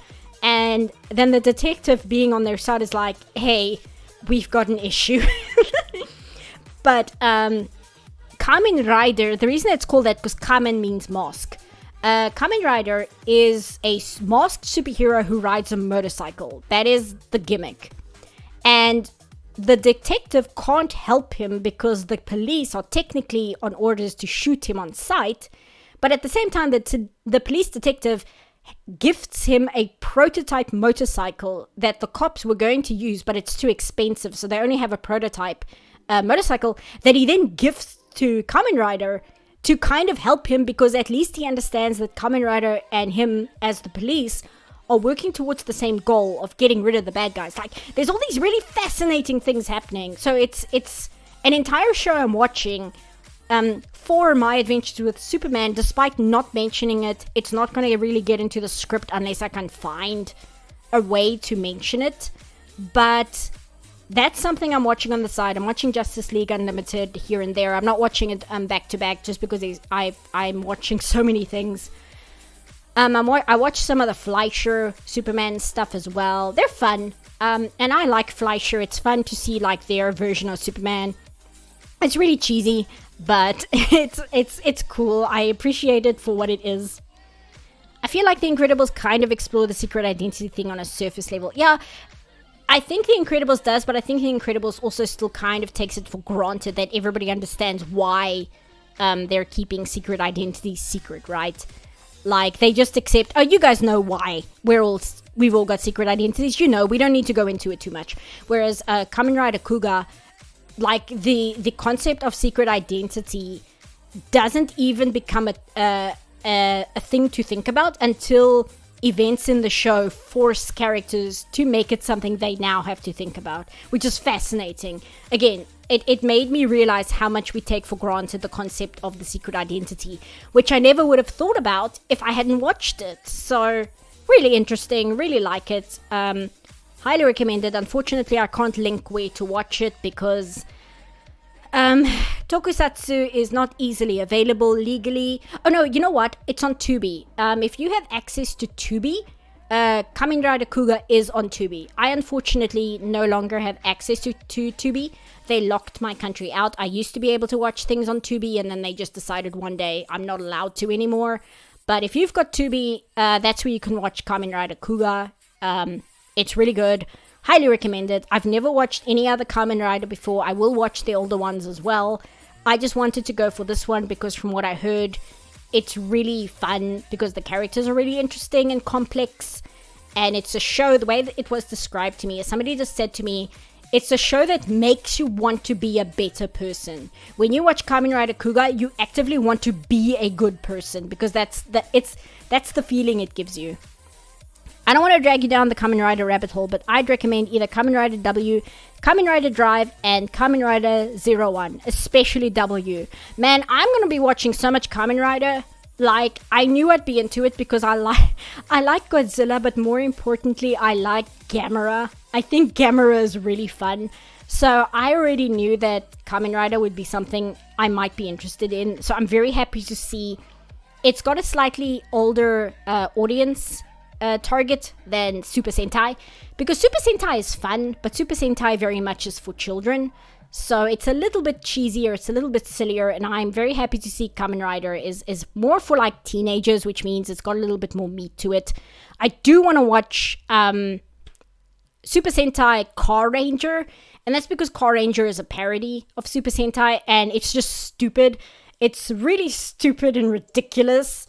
It's got a magical girl in it. It's got a magical girl in it who arrives on the planet Earth because she read about the Car Rangers in a magazine. And she was like, wow, these guys are really stupid. I want to be one of these guys too. And then she comes to Earth and has a magical girl transformation into like the White Ranger. And her name is like her civilian name is Radiator Fanbelt.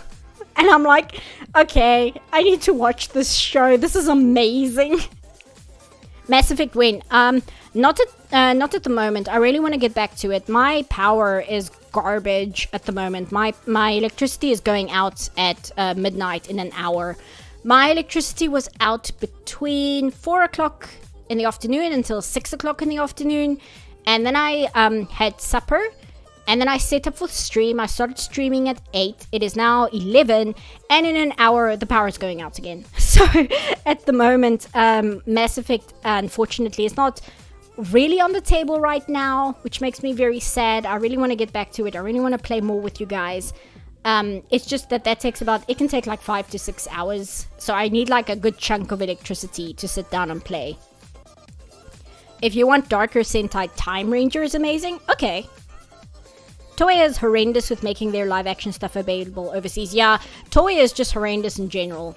Like, Toei is really draconian with how they distribute and handle their stuff. Because Toei is in charge of Sailor Moon as well. So I am very aware of Toei just sucking. Hey CPuff, I recommend watching GTV's Japan's video talking about Chojin Sentai Jetman. It's an interesting show that was surprisingly dark for a Super Sentai show. Okay, I'll check that out. Car Ranger was basically a self-parody of Super Sentai, made as a response to the bad ratings of O-Ranger. Oh, okay, I knew it was a parody, obviously, because I saw some of it and I'm like, this is amazing. I need to watch more of this. You know, you've got Super Sentai saying that they're here to protect the world and safety traffic rules. By CPAF, you'll have to check out Kill 6 Billion Demons. By TVT, I'm going to be getting off... I will be leaving soon as well because it's midnight. So I think I will say hello to one or two more questions, and then I'm going to call it for the evening. What is your opinion on cartoon anime? That seems to be a small trend between Scott Pilgrim and Rick and Morty. Cartoon anime. I don't know. It's a difficult topic because, you know, I grew up in the 2000s where a lot of cartoons try to be anime in like the cheapest, worst way possible. So I unfortunately grew up with the stigma against cartoon anime because I saw the absolute worst of it. So I even to this day, I'm kind of predispositioned for like, stop trying to be anime cartoons. It's so cringe. But I think we're getting to a point now where anime is such an influence on cartoons. I can't really have that reaction anymore. But it's hard to unlearn that gut reaction of like, please don't try and copy anime. You're not good at it. Please stop. The best super shows are Invincibles and Moon Girl. Fight Me. I have not seen either, mostly because they're not available to me and I'd have to find them elsewhere. And I've got so much to watch that they're quite low on my to-watch list, I guess. And I think with the Invincibles, my thing is I've read Watchmen, and I appreciate Watchmen, but it didn't really hit me as hard as it did other people. And I feel like the Invincibles, in a way, is very much like Watchmen in that it's a deconstruction of superheroes.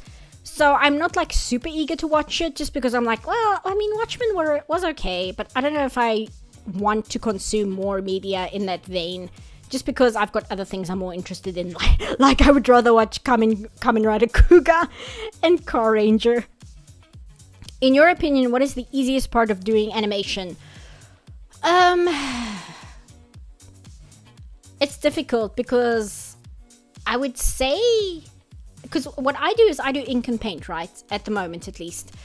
And I want to say the coloring I do it's easier than the actual animation itself. Of that, there's no question. However, it is still excruciatingly time consuming. So you're not using as much mental energy as you are doing the animation itself, but you are using a lot of your focus on spotting and keeping an eye open for mistakes and problems and cleanup, and picking up on things that were not done properly and correcting them before it goes to the director, so that you don't waste time going back and forth where you hand it in with a problem and then they say, hey, here's a problem, and then you go, okay, I'll fix it, and then like that takes up an entire day's worth of communication. So even though it's quote unquote easier than the animation part of animation, it's still exceptionally time consuming, and you have to be good at it, right? You have to be very good at noticing mistakes early. You have to be very good at knowing how to keep your work consistent in terms of quality. a lot goes into it. So even though I feel it's an easier part of animation, I don't think that means it's easy, if that makes sense. It's not an easy job, it's just easier than the hardest part of the job. Bye, Jim. I'm leaving now, so I'll see you next stream. Yeah, I'll be off pretty soon, so I don't think you'll miss that much when I go. If you want a full-blown parody of Super Sentai, you absolutely have to check out Akiba Ranger. That show is full-blown batshit crazy. I'll probably like it then, because that's my sense of humor. I like surrealism, and I like pure insanity. That's like my favorite kind of humor. Not lol random humor, which is kind of different from surrealist humor. I feel surrealist humor, even though it makes just about as much sense, it's a little cleverer. There's more thought that goes into it than just being random for the sake of random. I think it takes a lot of intelligence to make a truly funny, stupid movie or TV show. Because like Bill and Ted's Excellent Adventure is one of my favorite movies ever. And on its surface, it's an extremely stupid movie, but it is so intelligently done, right? So that's kind of what I like. I like extremely stupid movies and TV shows because it takes a lot of effort to make them that way. Akiba Ranger is a fun time, but you'd probably want to revisit after watching more Sentai, as it fully aware of even the more minor recurring details of the series. Okay, now I know what you mean. It's like you have to know the tropes before you watch the thing making fun of the tropes. I get what you're saying, yeah. You're saying you should go? Yeah, I should go. Yeah, Diamond is saying goodbye. Jim said goodbye. I saw somebody else said goodbye, so we're going to say goodbye. So that's going to be it from me. Thanks for hanging out, guys. I hope you guys had a good Thanksgiving, those who celebrate. I'm going to switch over to end. Let me just transition. And I shall see you guys next month if the Patreon tier is reached, but I think it should be. I don't see why it wouldn't. If it isn't reached anymore, I'll definitely let you guys know. So you can be aware of that. Wink, wink, nudge, nudge. But it should all go well. Next month is Christmas, so we'll probably have like a Christmas-themed stream next time. And I'll see you guys then. And the Superman video will be out next week, hopefully, in case the power really screws me over. It'll be out next week for patrons, and then it'll be public the week after that. Okay, so bye guys. Thanks for hanging out. Hope you had fun, and I'll see you again. Bye.